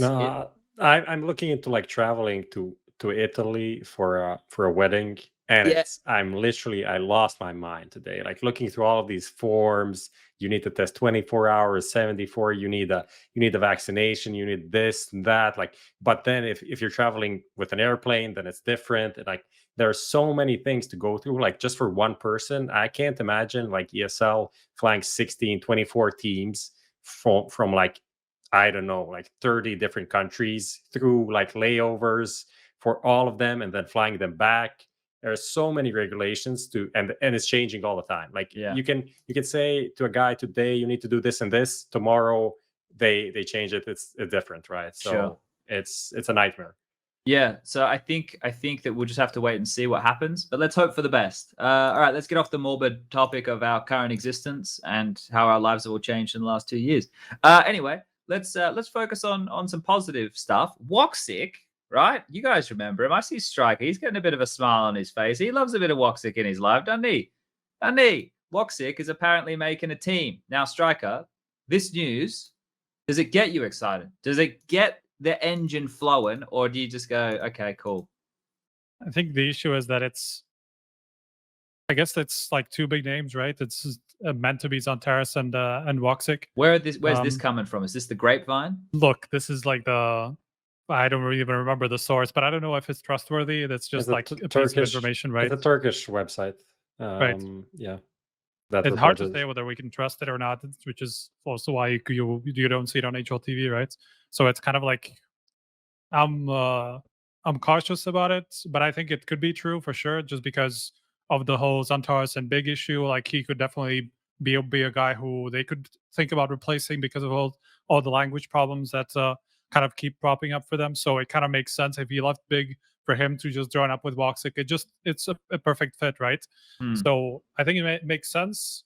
Does it get me excited? I don't know too much about what was the rest of the lineup. I kind of forgot. Alex, Calix, yeah. Yeah. And I don't also know. an unknown, I guess. It's interesting. It's an interesting for sure. concept. It could be a bit like a second decent team from Turkey, with Major's team as well with Sangal. And this would actually be bigger. I'm pretty sure. Imor's in Sangal, so Right. that's the thing. Now, nafany, it sounds like you've been keeping up with this news. What do you think? I knew that woxic is a great player. He's a great player. He got I guess the highest sense in Pro CS, I will say. Yeah. So it's nice to see this guy is playing. And I was playing some FPL, and I was playing with him, and it's a nice guy. So I believe that everything will be good with his team. And as we now can think, maybe it will be Xantares and Calix. And Xantares, it's a beast. And Calix, it's also a good player. And I was not at Pro CS at the time when was Calix and Xantares in Space Soldiers. Yeah. But everything was why they didn't pick woxic or something like that. Well, that's. But now they pick him. So Yeah. what happened? Space Soldiers as an organization It weren't the greatest. I think some CIS orgs would be happy to have those salaries that they were paying to those guys. That's kind of the problem, that why woxic didn't want to join. I think there were also some between the players, some issues. I don't know, like woxic and Calix stuff apparently, because woxic and Calix were playing together for a long time, and I think they had some deal to not join Space Soldiers, but then Calix got the offer and joined. So that was kind of some bad blood there, but time passes, and but I think it was mostly about the contracts and the salaries, because they're making literally 300 euros and playing at the major at the same time. They were getting fucked. You can imagine just being in Boston, not in Boston, in Atlanta for 3 weeks with salaries like that. You can't pay for shit, right? So yeah, that's why it never really happened. So they need an org. If this is going to happen, they need a decent org, nothing super special, especially if they're going to be living Turkey or maybe boot camping somewhere in Europe for better internet or whatever. I think it can happen, and it's going to be it's going to have a huge backing, but a Turkish backing that's not. It's similar to the Brazilian scene, where they don't have a lot of buying power, but they have a bigger fan base. Yeah, I think the biggest problem with this is with the 4 players we've listed, who's going to be the in-game leader? Yeah. Right? Yeah. That. I guess it's meant to be the fifth guy we don't know about, right? But we always hear, I think, I love Major, right? I remember watching him when I was a fucking kid, playing with Sixer in French teams. How the fuck is he younger than me? What the fuck is my life? Anyway, that's not the point. The point is, I don't know if he's the fit, right? If he wants to be the coach, right, then maybe that makes sense. But I don't know who they can get over there. So I guess we have to wait and see. Maybe nafany can play some more FPL with woxic and Xantares and find out for us, and maybe he can report back. We'll have nafany as the HLTV FPL reporter. What do you reckon? Sounds good. Okay, nice. All right, let's leave this one. Let's keep moving, because it's happened. It's happened, guys. I know that we didn't think it would happen, but we've already had our first deserter return to the motherland very quickly, hasn't he? And he's back and he's coaching. Daps is back. So happy about this. You can tell, man. He's back and he's coaching. EG, the simulation theory has to be real, right? The fact that Daps, after getting fucking daddy dick cucked by Stan in multiple occasions over his career, and then got left fucking again with rebuilding another team that just fucking dissipated into nothing. Then he's gone, well, you know what? Fuck it. I'm still a young lad. Let's go over and play this fucking colorful game, which he did. And now, I don't know if you guys read his statement. I think we spoke about it on another show. Basically, he said didn't enjoy playing anymore, which to me, right, he probably didn't enjoy the game very much. Because if you're going to come back and you're willing to coach instead of playing, it shows me where the heart is in the guy, right? So daps is back to CS. He's going to coach this interesting squad that EG have going. What do we have any initial takes? This is good, right? I think this is such a meme, though. My Do you think it's initial real? reaction. We're getting trolled. I mean, obviously it is real, right? But my first reaction was like, this is like a 4D level, next level plot to get daps back into Counter-Strike, just so that Stan can transition in coaching and replacing him again. That's kind of like what my take was. Jesus, that's worse than the one I thought. What was that? The one where daps comes back and replaces Stan and takes over in-game leading. The one you've gone with here hurts me to my core. That makes me want to cry. Imagine even if daps even better. They bring Tarek back to coach and kick out daps. What do you think about that one? No.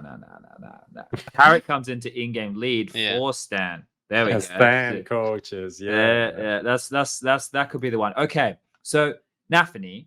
Before we were talking about Katowice, and you guys lost to the old EG right there, but that team is not the same team anymore. Do you watch much of the new EG? Have you seen them play recently? Played versus them 2 times. Well, there you go. See, I got to keep up. I probably commentated the game. I think I did. One of them was a quarterfinal, and you fisted them. Yeah, it was a quarterfinal, and they started coming back on both the maps. But then, see, my brain is working. To be honest, it's a good team.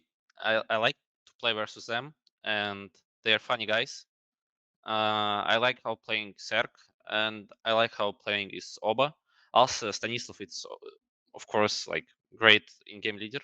So I guess they have good lineup, and they all that they need at its coach, and that's all. I think they just need a bit of time, and it will be like, I will say, top 12 team. Okay. I live in it. Where are they now? Let me just have a look. As like per the 30, ranking, 30-ish or something. 20th. They're 20th. Okay, they've definitely jumped up in the rankings. That's right. You guys play them in the opening of the Blast event. That's right. Yeah. And okay. See, it is turning on. The lights are coming on. All right. So, do we think that this is going to make a big change in the team? Because, like, for Stan, I think he's like a strong in-game leader. Right. That's what I think. I think he, so I think if daps is in and he's offering up, analytical tidbits and that stuff, that's probably a pretty good balance for them to strike. I also think daps adds to like the personal connection, and not as a super big voice leader, but just like as a guy that's gonna lift the spirits in those micro things. Like he played with Cirque and Breezy for 2 years, and Breezy's the player that we look to now and think, like, where's the old Breezy? What is going on here? So if he can bring that spark to those 2 players, I think that is enough for this EG to become, like what nafany says, like a top 12 team. And that is when they can challenge for like smaller titles, make playoffs a bit more regularly, and just not go out last in 4 of the last 5 tournaments as they have. All right. Well, I guess this is just interesting to see what happens. What do EG even have coming up? I guess they've got Cologne. Playing. So we'll get to see pretty soon. We'll see if daps is with them or not. Because obviously we know the travel stuff might be a bit of an issue. Okay, last topic here to do with the recent news is to do with mouz starting an academy team. Now, this one I didn't really sink my teeth into too much here. Striker, you wrote the bloody article, mate. Is there anything to get excited about? Right. I mean, it's just a bunch of young guys, right? None of which are like head-turning names, I guess, apart from maybe like the Polish duo, because those are kind of like, those are guys that have been doing well in the Izako team for quite a while. I think they played there for like a year. Okay. Didn't have like some insane ratings. It's not like some mega superstar in the making or something like that, but it's just like a bunch of like somewhat interesting young names from like all corners of the world. It's like one German guy, 2 Polish guys, one Israeli guy, and one Hungarian guy who's also been playing at the Opera Torsi. So not something that I would expect to become like a top 20 team in like 6 months or something, but maybe something for mouz to explore when it comes to using their academy team for new players. I think the name here that stands out for most people is the coach, which is Cyclone, right? Yeah. The Danish player who was a part of like Copenhagen Flames in the past. I think he had a short stint on Sprout once upon a time. Frags is Tricked, all those kind of regular names. So it's an interesting little project. Nafany, to any of the names of those players, JDC, I don't even know how to say half these guys' names. Suhi, Shane, Dorsi, I guess. Wow, you guys are great. Zertion. Zertion, yeah. Any of those names jumping off the page, Nafany? Do you know of any of these guys? Probably I know about Torsi. He was playing some Hungarian tournament, which won Tricket with Funden, I guess. It was like some big tournament. I don't That was remember. V4. V4, yeah. Probably. Yeah, and he was good. We versus some good opponents, as far as I remember. Maybe I'm wrong. And JDC, I saw him. He was playing for Unicorns of Love. Yeah, he's in FPL as well, I think. Or FPL. Yes, I saw his nickname at FPL, but I don't play with him, so I can't say nothing. But to be honest, I guess we just need to see what will happen with them. It's like 5 guys who never was on the like on good tournaments, so they need just a bit time. I will say. If we think about like your guys, like Gambit youngsters coming together, what you said was that you had a coach with a clear vision, and he like employed just like passed that down to you guys and made you all believe in it and play the same like brand of Counter-Strike. So I think that's the same thing that's going to happen here, especially when you have international players coming from different regions. You need to have everyone actually start playing the same brand of Counter-Strike, and that's going to take time and probably a couple of changes where some people are just not going to be accepting to we need to play this way. But we need to say that these guys was playing on some tournaments already, so they have some experience. And when Gambit picked us, for example, interz, he was like maybe 20 maps on HLTV, and we with Shiro maybe 30. So I guess it's like a lot. Yeah, I mean, it was a bit less. So I guess they have a bit other way than we are, but still, we need to see, because in these days we can't say about some lineups that it's not gonna work. So sure. Yeah. How do you feel about like inspiring this whole wave of academy teams? Because I think it's pretty clear that people just saw you guys, and with all the six man stuff not really working out, and said like, okay, this is the way forward.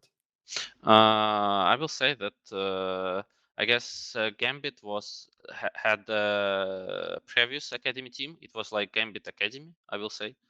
And something goes wrong with this team, but still, I will say that it's I guess I will say still Gambit had a different way with academy, because they want to make another one team, not like they want to bring Shiro to the main lineup or something like that. Okay. They want like a bit different team with one organization, I will say.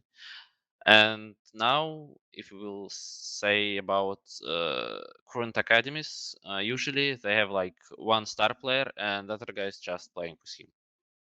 Okay. Do you think, in my opinion, do you think that Gambit will get another academy team now, a new Gambit youngsters? I don't think so, because if Gambit want something like this, they need a good coach for this.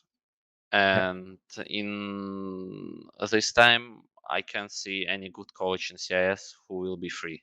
Okay. So. Okay. Yeah, fair enough.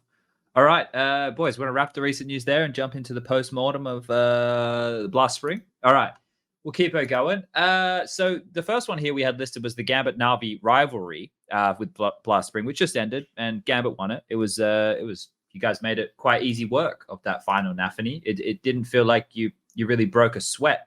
How did it feel to play a quick 2-0? Did you think that it was there any surprises in this, right? You know, they didn't pick Ancient, right? The whole Ancient when you guys played the first time round, was that like mind games? What was going on there? I can't speak about Ancient. I want to say it was a good experience for us. I will Okay. say. And I will say it was not a mistake about Ancient. We picked him, and it works how it works, and it was good idea. And if we will bring back, I just want the same big ban. So it's good experience for us, and I like this map, to be honest. So about our final, it wasn't so easy. It was like more about preparation, I will say, because it's a bit harder to play like 2 best of 3s in a row.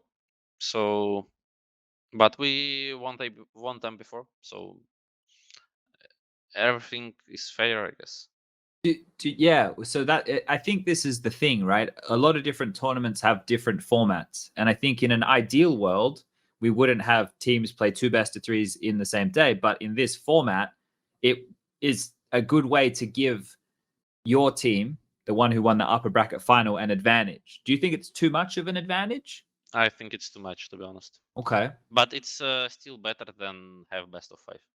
Okay, so you dislike best of 5 that much. So if it was the best of 3 in the, would you prefer this, that they did a best of 3 as the final, but because your team came in the upper bracket, you only had to win 1 map? Is that too much? And they only play 1 best of 3 in that day. It's only versus you guys. It's too much as well, I guess. Okay. I guess it's okay if we're playing like 1 best of 3 in a day, and it will be like just team who came from higher bracket will have advantage on pick ban. Okay. And it's enough, I guess.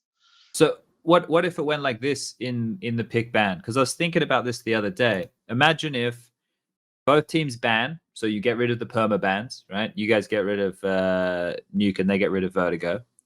But then you get to pick the first 2 maps, and then they pick the 3rd map. Do you think that would work?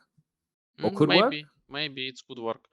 But still, I want to say about like CIS Minor and VP, who's played 1 best of 3 and best of 5 in 1 day. Just imagine. Yeah. You playing best Crazy. of 3 versus any team, and then you playing final best of 5. It's like really impossible. Yeah, that event was that event was shit. I think that's probably the best. That event was no good. That one was yeah. Regarding the veto, by the way, I saw somebody suggested this to me. I don't know, a while ago. I just remember. And the veto went like just normal ban pick, but then the higher seeded team or whoever has the advantage, right, would just pick the 3rd map instantly.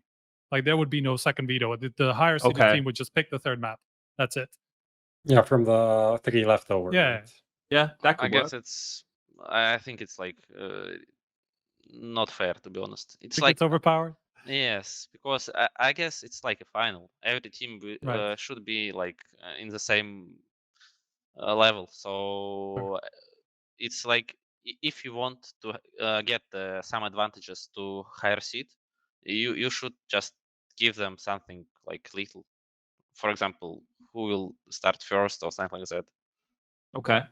They All should right. decide something like that, or maybe like server. It's something like that, I guess. Yeah, I think some people look at it as if you win the upper bracket final, you have to play 1 less game in total. So that's kind of like an advantage, right? You don't have to play an extra best of 3, but you already beat the team, right? I guess it would have been different if we had G2 in the final, right? But let's just take a look at that event for you guys, right? Because this one here secures you a spot in the Blast global final, right? Someone correct me if I'm wrong.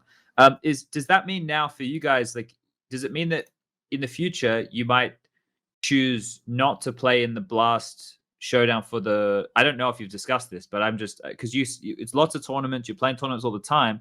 Now that you're in the global finals, does that mean maybe you wouldn't play in the fall series in the fall showdown, or would you guys still want to compete there too? To be honest, I don't know at all because, for example, when we take invites on all these tournaments, it was like, okay, we won Katowice, we have now a lot good invites, but we didn't know that we will be in finals on all of them. So, and when you decide to take these invites, it's like a bad move to cancel it. So that's why we're playing like everything. And in one hand, you have like play all tournaments, but in the other one, you have like a really tough like schedule, I will say. Sure. So, like, I guess now that you guys are established and you don't have to take everything, right? Maybe that is like a next year thing where you guys get I to will pick say and we are choose. fine to take keep all winning. finals. Yeah, keep winning. We are Okay. okay with it. All right. Yeah, I guess. Why not make as much money? Second flat, summer house, All the something good to rent stuff. out, you know. All right. I guess I'm trying to think because It's hard to, you look at this bracket and it's like they beat EG, they beat Yeah. Complexity, okay, expected. Then they play against Navi twice, and we talked about Navi, and that's the end of the tournament. That's it. There's nothing more to touch on here. Very straight. Again, we need to say that we played the qualification for this tournament, and Yeah. it was like Heroic and other good teams. Yeah. So it was, if we will see on this look at this tournament like this, it's really tough. Okay, Yeah. what about, okay, well, we may as well go down this rabbit hole then. So, Nafany, your team, as well as Heroic, are one of the teams who aren't partner teams, right? You guys you're an open circuit team. How do you think about these tournaments that have direct spots for their partner teams? Do you think this is good or bad? It's hard to say because I understand that organizations need to earn some money because it's like business. So it's okay if ESL or Blast have some partners teams, but still, I will say that maybe they need more slots for qualifications. Because it's like really a good experience for any team to play these big tournaments, and maybe they have like good idea at DreamHacks when they have like local qualifications. It's for example, they have like in Netherlands they have like Benelux qualification or something like that. Yeah. And it's good idea because it's like gain more good players on this region. And some region, for example, I will say Italy, we don't have like good players from this region. So maybe they need some extra slot because in the future we will have some good players from this region, and this sound good. Okay, cool. That's you've got a good take on it. You understand the ecosystem by the sounds of things. Do you know, Nafany, in this event, your team was the only non-partnered team. Everyone else was a partner team, right? They didn't all get there by being partner teams, but you were the only one that isn't, right? EG partner team, NIP partner team, Complexity partner team, G2 partner team, Big, Navi, Face, all partner teams, and you guys won it, right? I mean, it also didn't help that Heroic and Gambit ended up in the showdown on the same side of the bracket, so only one could go through. And then on the other side, it was OG who are partnered, G2 who are partnered, and I guess Endpoint and someone like Lord. And Spirit was playing with Spirit for the slot. Yeah, that's true. And this is the thing though, right? What this shows, right? Your team shows why having franchise stuff is bad. Your team shows the reason that Counter-Strike, if it's open, is good, because your story, like your team story alone, is what we call a Cinderella story, right? Like you've come from just 5 guys who've been picked to play together, and you worked really, really, really fucking hard, and now you're the best team in the world. That is what like movies are made of, dude. Like that is awesome. Like you guys are showing what the best thing about competition is, and that is what I think separates you guys from a lot of the other teams, is that like you have to work hard, and you worked really hard. Like I know you said you went home and you had like, you know, it sunk in about the Katowice win, but like I'm getting emotional now thinking about this.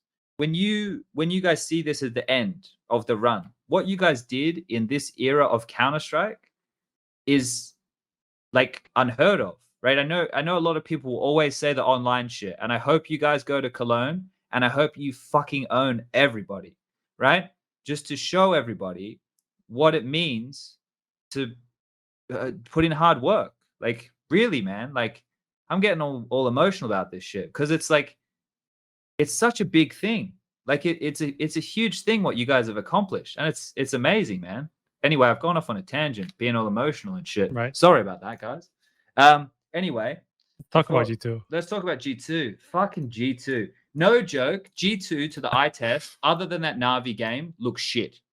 They do not look like a team that is going. That sounds really harsh, but I watch G2 play, and I don't know how they win.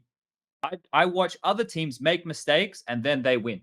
Right? See how quick I just went from being an emotional old guy to The big asshole. Right? Immediately. Fucking bang. The switch goes off. G2, right? That complexity series, I was pulling my hair out with the amount of mistakes complexity made. It was ridiculous. Did anybody catch that series? Yeah. Tell me I wasn't alone. No. Amonic was He was getting, right? yeah, he was converting some great rounds, but they were gifting him some fucking situations like it was Christmas Day in the virtual household and my grandma's come over to spoil me again for another year. That's how many gifts fucking nafany was getting. Not nafany, fucking Amanek was getting. nafany takes the gifts. He doesn't fucking get any. He's out there stealing that shit on his entry cards. But this thing, right? By watching this series, and then I watched the next G2 game, right, against NIP. And I was like, what? They almost threw that one too. And I was like, what's this? Because this team should be good. This team should. I don't know. I feel like I'm being harsh. G2 are currently the third highest rated team in the world. Does anybody have a take that isn't me being a negative Nancy right now? And they finished top 4 at the last 3 or 4 tournaments. 4 events, I think. Now. 4 events. So that's like, in terms of consistency, I think Gambit is consistently number 1, but in terms of consistently top 4, I think G2 is probably the only other team that has been this consistent. So, and at the same time, not even close to winning the tournament, if that makes sense. Like, I know what you mean. They're consistently pretty good, but you don't really see them coming to the final even, or in the quarterfinal when they lose, it looks like, yeah, they probably should have lost. So I don't know. I'm still confused. I'm also kind of confused about them as a team. And they're talking a lot about like changing stuff, finding themselves, like new approaches. And I'm just kind of, I'm not like on the Yanko boat where he's like completely tilted at this point. I feel like with G2, but it just feels like something is going on which they don't want to share completely. That's how I feel. So I don't know if it's like more changes in terms of roles that they're doing, or I don't know if something's like a temporary solution and they want to do something else. But I don't know. Weird times. Yeah. nafany, G2 are currently rated number 3 in the world as per HLTV. Do you think they're the third best team in the world? Yes, I think. I can explain why. Because first of all, I want to say that they are not a bad team and they playing a good CS. But let's say they have a new sniper who didn't play with like my main sniper before. So of course they need like couple of months to prepare this playstyle better and understand how it's working. I don't understand, and I didn't like some things which I heard from their TeamSpeak, to be honest. I won't say correctly what, but still I don't understand it. And I have more problem with TeamSpeak, I will say. And it's only my opinion, I will say. And of course, it's how I understand this situation. But still, they are a great team and they have like stability. And if you will see at ranking, you will see like Navi came to the second final in second their big event in the last 3 months, I will say. And you will see us and probably G2, who was like in every semi-final. So it's not a bad result. It's okay. They just need to improve some little things, and they will be better for sure. Okay. Striker, what's your take on this G2 situation? Are you with nafany? Do you think that just more time needed because this is still a fresh change, or do you think that there was a team last year? I forget which team it is. I'll have a look right now. But do you think these results are kind of overinflated before the big events kick off? I don't think they're inflated. I think it just kind of speaks to everybody else on the scene at this point. I think nobody else at Blast was in a position to do better than them, I feel like, and that's kind of why they fell where they fell. Okay. I generally don't think they're as bad as you think. The thing is, like, they have two very different faces, right? And they can happen within 3 rounds of one another. That's the problem with G2. Sure. Like, one round, they will just do perfect moves, all the right rotations. You will just understand why they set up these, whatever, like CT setups or like a strategy is just like perfectly well thought out, perfectly well executed. And then 2 rounds later, they like leave themselves too little time to go for a retake, realize they just don't have the time, they rush it and they just die, and they can't even have the time to defuse, right? Like, that's 2 different G2s that you can see within rounds of one another. And that's basically like what their state has been like for months, or maybe even years at this point, I feel like. So that's kind of the problem that always comes back to bite them. But they still have those moments where they look like a really well thought out team and have like good strategies and good CT setups and everything like that. But they just lack the stability to kind of pull that off all the time. And I'm not sure what it comes down to. Whether it is the communication issue that like there's too much chaos on the team speak. That's definitely something that Malik has been kind of reiterating in interviews every now and again when he comes up on the broadcast. He always mentions communication and that there's a lot of chaos on the team speak and stuff like that. So I feel like that's probably the biggest issue, where like there's nobody who can calm things down, or maybe there is, but it just doesn't work. So that's kind of where my head is at with G2. I like them a lot of the time, and then I really don't like them a lot of the time. Okay. Yeah. And also we need to understand that they have like lineup from different countries. And for example, I'm speaking in English right now, but in my mind I'm speaking in Russian. So sometimes you can hear some Russian words, for example, and they have probably the same. As far as I know, Jax have some problem with English, and Next said it in his interview, I will say. I'm not sure about it, but that happened when Jax was benched and he was on the show here. He was talking about that. So I can't imagine, for example, how I will play in European lineup, because it's like impossible for me. And all what they need is improve their English skills, I will say. Okay. Now that could be a big thing. Who would have thought? Here we go. I'm not going to talk about it this time. We'll stay away from it this time. I think, by the way, just touching on that, right? Like every time when I see Hunter and Nico in a situation together, or even Nexa, but Nexa actually keeps talking English. In English. Like even if he's in a situation with like Nico or Hunter, like he's always gonna keep speaking English, and he clearly is ready for like a European team. Like there's no problem with him. He has a girlfriend from another country as well. So he also played in Renegades and lived in America. Right, like he's had a lot of experience with it, right? So and the other guys kind of still have to reach that level. Even though I'm kind of surprised that Nico even slips into that. Maybe it's just because of Hunter. And when those two end up in a situation together, it's hard to say. But I feel like, and this is my experience alone, it's worse when you keep switching. Like I have a hard time if I have like a Czech or Slovakian person with me at an event, and I keep switching because I keep talking to different groups. I have problems with that. Like I have no problem talking either language if I do it consistently. But if I keep switching between one or the other, I'm always good. There's going to be that delay that a lot of the people who play international teams have, just because they have like that translation time in their head, right? I don't have that. I just have the problem with like the switch. So I'm just surprised that they actually tried to make that work, because I feel like it's just making things work. I mean, it's just worse. what nafany also mentioned. Like you're speaking one language and then another word or a term, just like it just pops in like completely normally, or you speak to the wrong person in the wrong language. This happens at like when we're at the major and we have like me and Bercho from Croatia and we're talking, and maybe Peter. So we're talking our language, and then Striker comes and I just like continue talking Croatian to him, and he's like, "What the fuck did you just say?" And I have to, okay. So yeah, That- it's a weird It doesn't thing. help that I don't understand your language much. That's not a problem I ever have had to experience because I'm an ignorant Australian who the most I know is a little bit of German. You speak Australian, American, British, multinational right there. Yeah, I that's something which you're the three of you in this with me right now. Your brains all work better than mine because you're able to speak multiple languages. Apparently, that's a thing. So I mean, the thing is, you haven't really needed to. Like, you speak a language that is kind of universally accepted at I least lucked most out. places. Yeah, I So lucked it's out. kind of like you're not forced to learn a new language to be able to go out into the world. We kind of had to.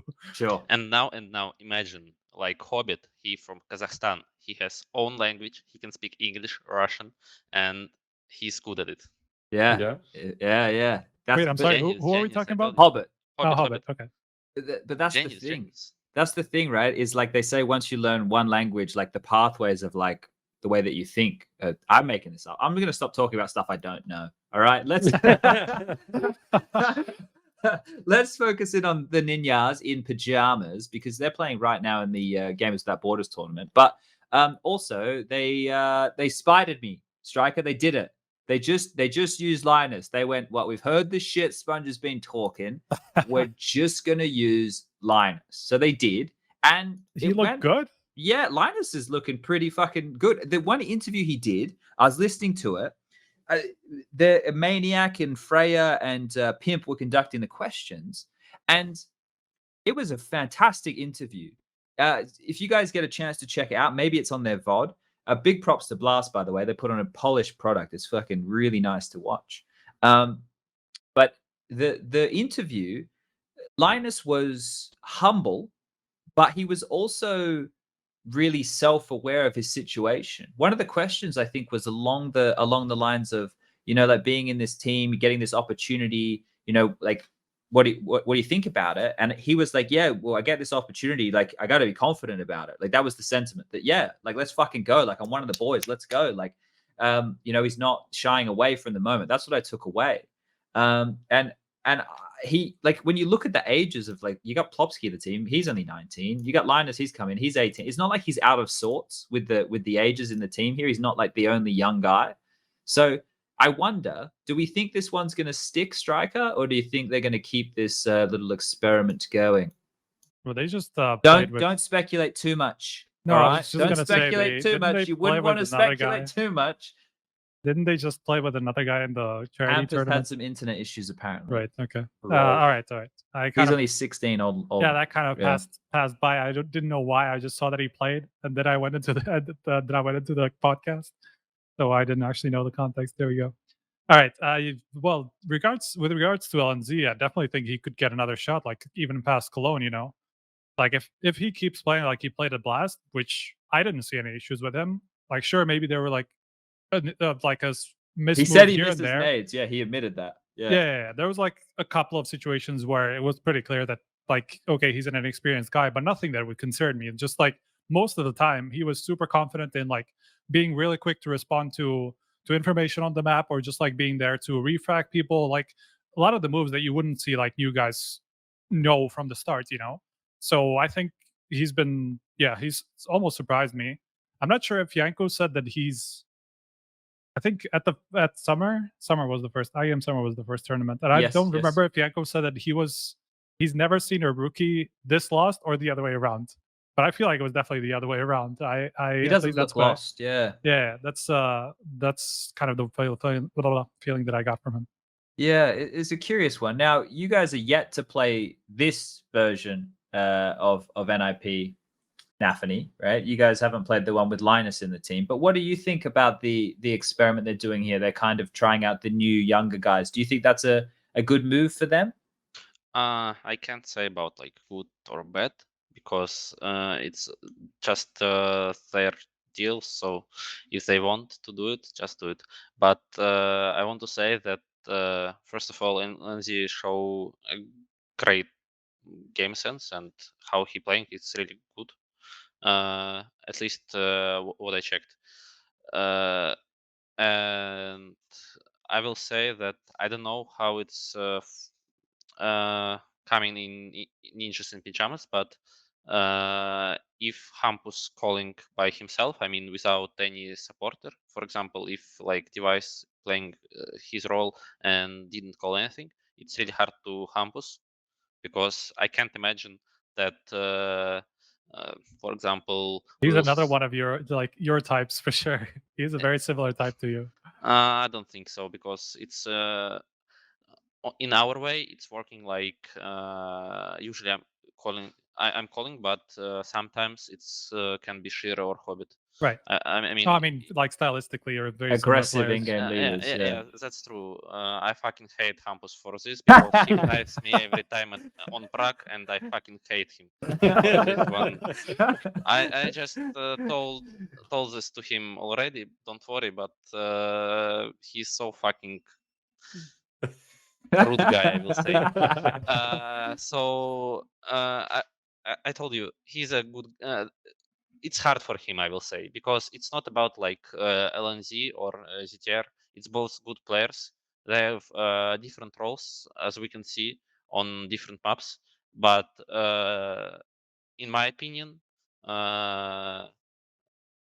it's interesting what an IP doing in CS right now, and I will say it's hard for their in-game leader. If someone support to Hampus, it's a bit easier, but still it's hard to like do something with a new player, because you need to understand that like for him it's like everything new, and if you want to do something in CS with your team, it's like always a team play, and you can do nothing if you have like new player.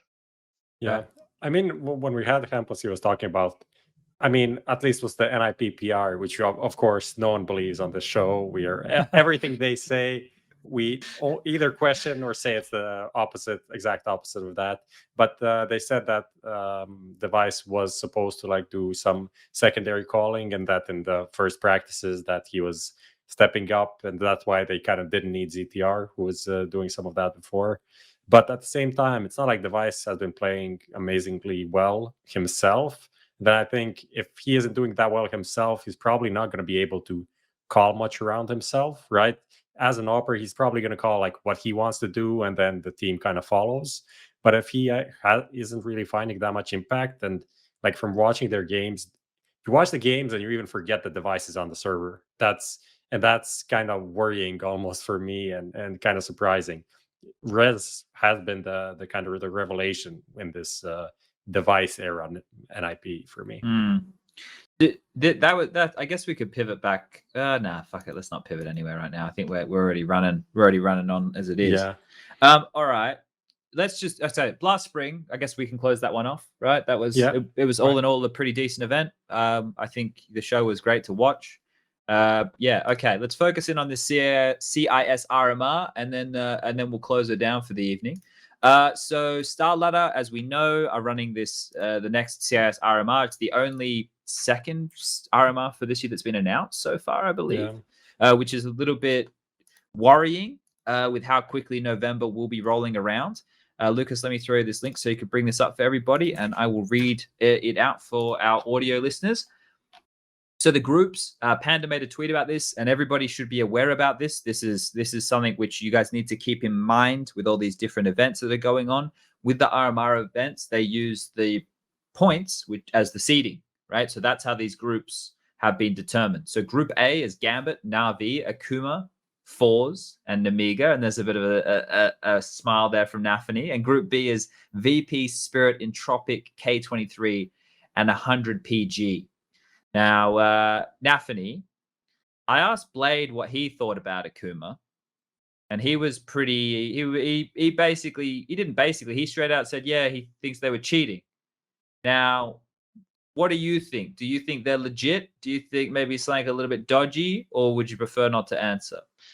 First of all, when things only starts about Akuma things, I was like, I was so fucking sure about their legit, because I was playing with Sensei one time before Valley Python and after Team 7.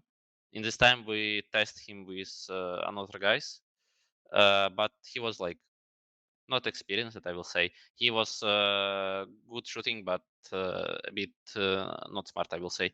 But still, he was a good sniper on this level. And usually, I'm trying to believe in people because I think if let's say I'm a good guy, I will never to scam someone or something like that. And I never cheat in CS and never will be because I knew that that's just bad thing. And it's not cool to be like bad guy, in my opinion. So usually I believe in people, but after this, I checked only one clip.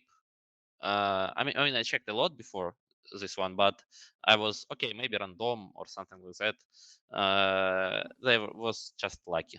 But after one clip with Sergis, when he throw Mola on long, when they planted on I mean, that's two A side. They planted bomb.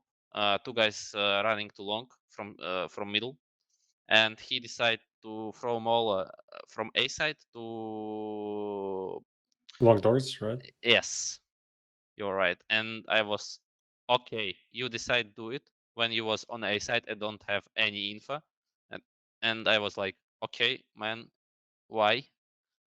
I can't like I can say some teams can play without logic, but it's he had logic, but without any sense. So I was like, okay, you're not a good guy. You're probably cheating, man. Hello. And now I can't say I'm sure. I was in their situation when everyone call you cheater, and only one way to prove that you're not cheater, it's this RMR, I will say, because this one will be legend for sure with a good tournament organizer. So everything will be cool, I will say. Of course, and of course, when you play tournament like this, you understand how good is CSL. So There you go. That puts things in a bit of Sponge. perspective. No, the thing is, right? I think that How much did you pay for this? there's a big difference between Blast, ESL, and then almost everybody else, but nobody ever says it, right?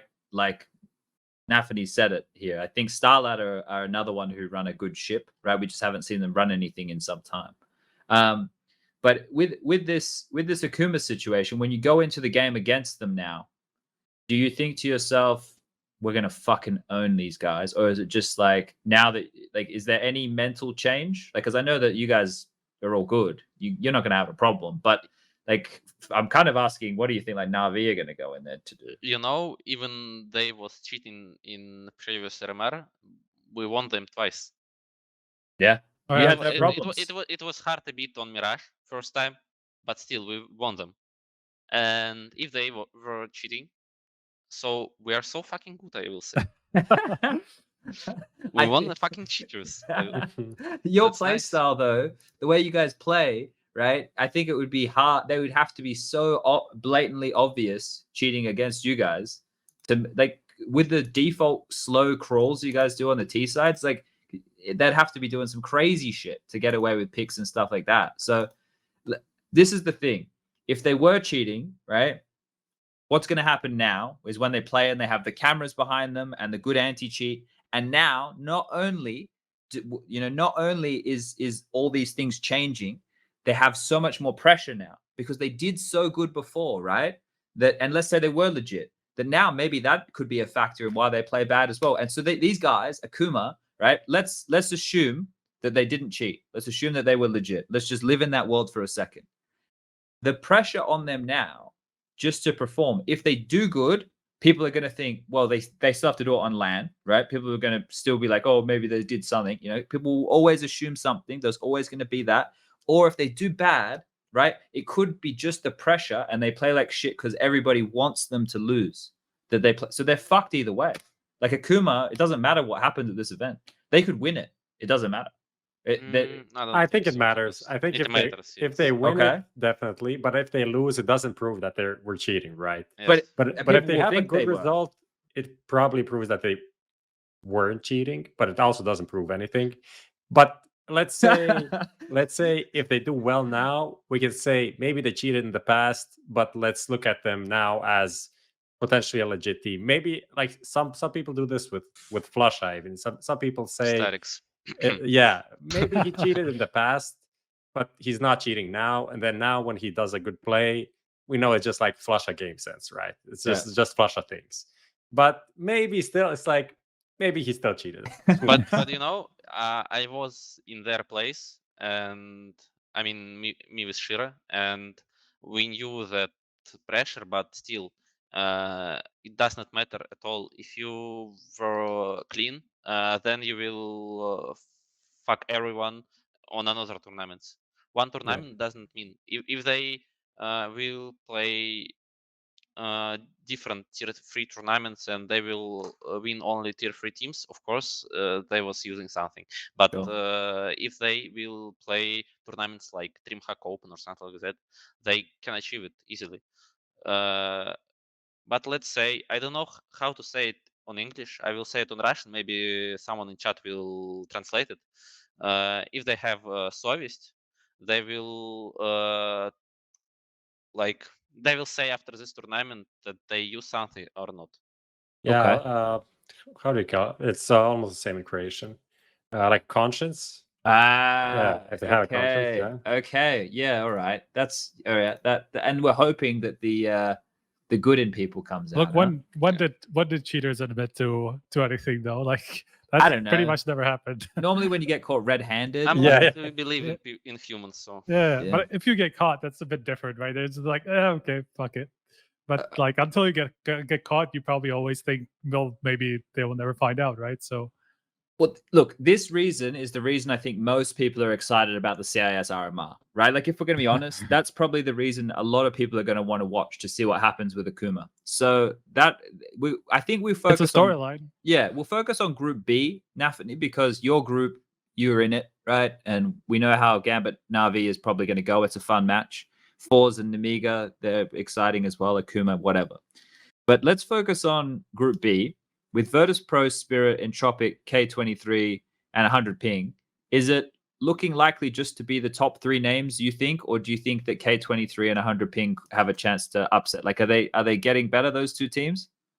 Let's say about Virtus Pro firstly. Okay. Because they have like all their lineup at bootcamp right now, as I know.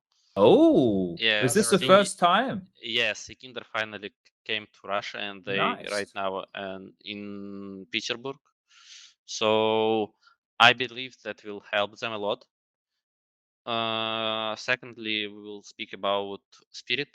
I want to believe that they are really hungry to win right now, because they lose a lot chances to be. I mean, they lose a lot chances to be on our place, I will say. And they probably like the most hungry team in this tournament, in my opinion. And also Entropiq, right? Yes. And Entropiq, it's as I said, they need time. I don't know, maybe not this tournament, but still they have like potential for sure. I'm pretty sure that they will win something big. In big, I mean DreamHack Open, for example, something like that. They're a good team and they need time. Maybe not this time, but still. Okay. Did you see? I don't think that K23 or Gods will win something, to be honest. Okay. All right. I mean, it's a good teams, but they have like Titans in their group. So. All right. Who do you steal? Did they steal the 100 Thieves logo, or is it just me? It's pretty similar. It is the same. That's right. Don't tell Nadeshot. Don't. All right. We won't tell Nadeshot. All right. We'll leave that one out of the conversation. All right. What did I want to ask? It's a bit different. What did you, nafany? Who do you think you'd be playing in the grand final if you had to pick a team for this event?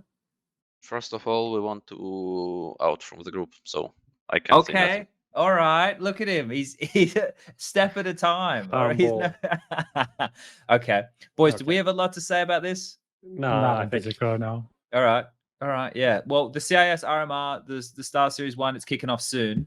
Do we have any questions for nafany before we close down tonight's show? Because this has been great. You mentioned Hampus, obviously, that you think he's a lovely guy in general. When we had him on the show, he also explained the Gambit clutch approach, Oh, where that's right. you send Shiro on one side with the bomb and like two guys on the other side. Did you feel like your dirty laundry is like being aired, all of your secret stuff? What did you think about that? It's not working like that. We No? have like our own logic. Try something else, Mr. Hampus. So you're saying Hampus is wrong about that, as he is wrong about the ancient tactics and just going B Just all go the B. time. To be honest, in some way, I take his logic because we don't have much. I mean, when I watched this podcast, we don't have much experience on this map, and some words of Hampus I take and try in the prax. So it some works, some not, and I will say he was more right than no. Okay. Okay.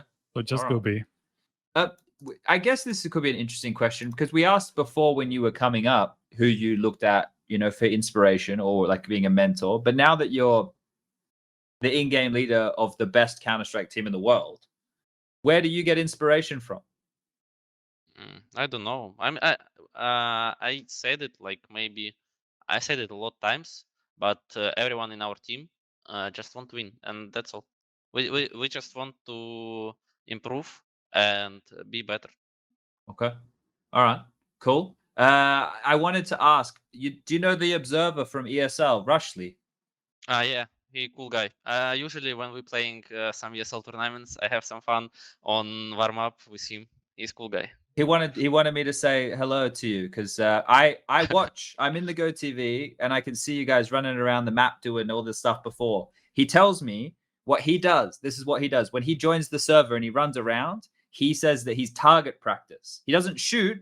He only lets the pros shoot at him. That's what he says he does. He runs around. He's jiggle peeking corners and stuff and doing all that. Okay, so I said that I'd mention Rushley. Now that's good. Now nafany, I want to thank you for coming on tonight's show because you have been amazing, mate. This has been really, really good. And one of the things that's really hard for us on the English side is we never really get to look in and hear too much on what's going on in the Russian scene.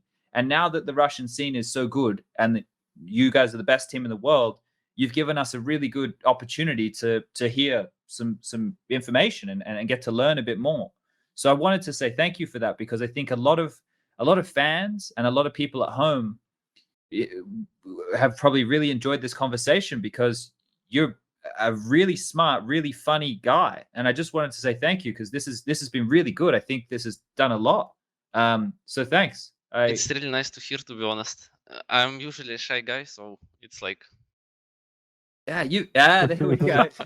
Anime. You've been great. This has been really good. This has been really, really good. I like to, at the end of the show, give the guest a chance to say something to the viewers at home or say something. Maybe, you want to talk shit to Hampus some more or whatever you want to say. So do you want to do it now? You can do it in English. You can do it in Russian. You can do it in both.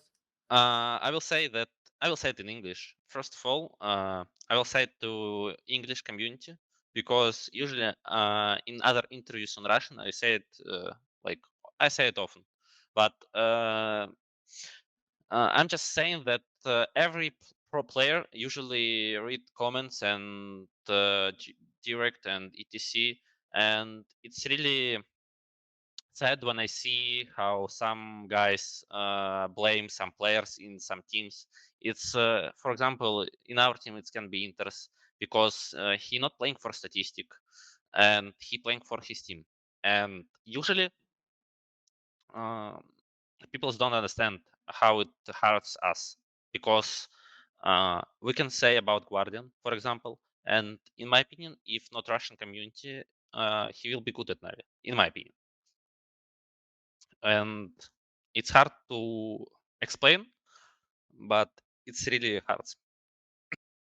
Okay. Yeah, I think this is something that people have a hard time with on the internet, and it's something that's existed for a long time. which is really sad, right? Is that the anonymity of the internet, which gives us all these really good things, also means that people can be mean to each other for no reason, right? And we get a lot of that. We get a lot of that in our community, and it's something that hopefully we can try and change, right? Because if everybody's nice, right? Everybody here tonight was nice. We had a good conversation. Everybody in the chat at home seems to be having a good time. We can spread some good vibes, because if we're ever going to get anywhere in this world, guys, we got to be nice to each other. Yeah, that's true. Yeah. Okay. Well, nafany, that was amazing show. I just wanted to say that as well. Yeah, and then we talked about like everyone on Gambit. We didn't actually mention Exile, so I feel bad about that. But at the same time, he's like super good and everyone loves him. So I think he'll be fine with his like couple of MVPs and to like $1 million prize pool and everything going well. No one's hating on him anyway, so we'll just leave him on the side. I wanted to ask, well, we may as well just quickly with Exile. Do you think that he is the best aimer in the world, nafany? I will say he's best rifler in the world right now. Not aimer. Aimer probably it's a bit, because he has like highest headshot percent. Okay. I will say. So he's really good at it. But as a rifler, actually it's the best one. Okay. Well, I guess we can leave it there. So one more time, massive thank you to nafany. Thank you for coming on the show. It has been fantastic, and thank you to everybody for tuning in. Next week, we're trying to work out a date for a show. We don't have a date yet.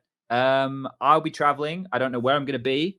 I don't know when I'm going to be there. But we're going to try and put on a show. I know that Striker and Prof have some stuff that we need to balance around as well. We'll put it on next week. Yeah, let's leave it there. Good night, everybody, and spread some love. Let's be nice to one another. Let's send some positive vibes out there. All right, let's do that. Good night. All right, good night.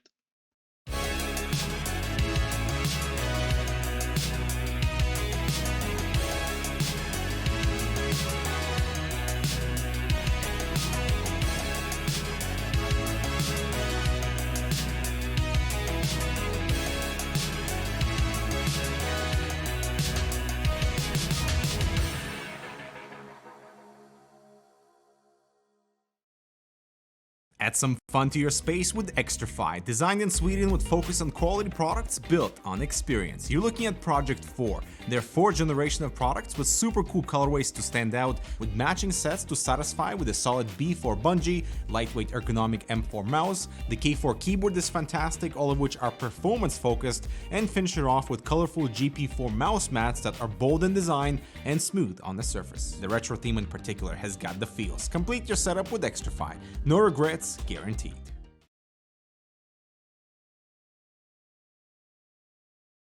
Fist bumps go to the teammates. I wanna see you rolling fast.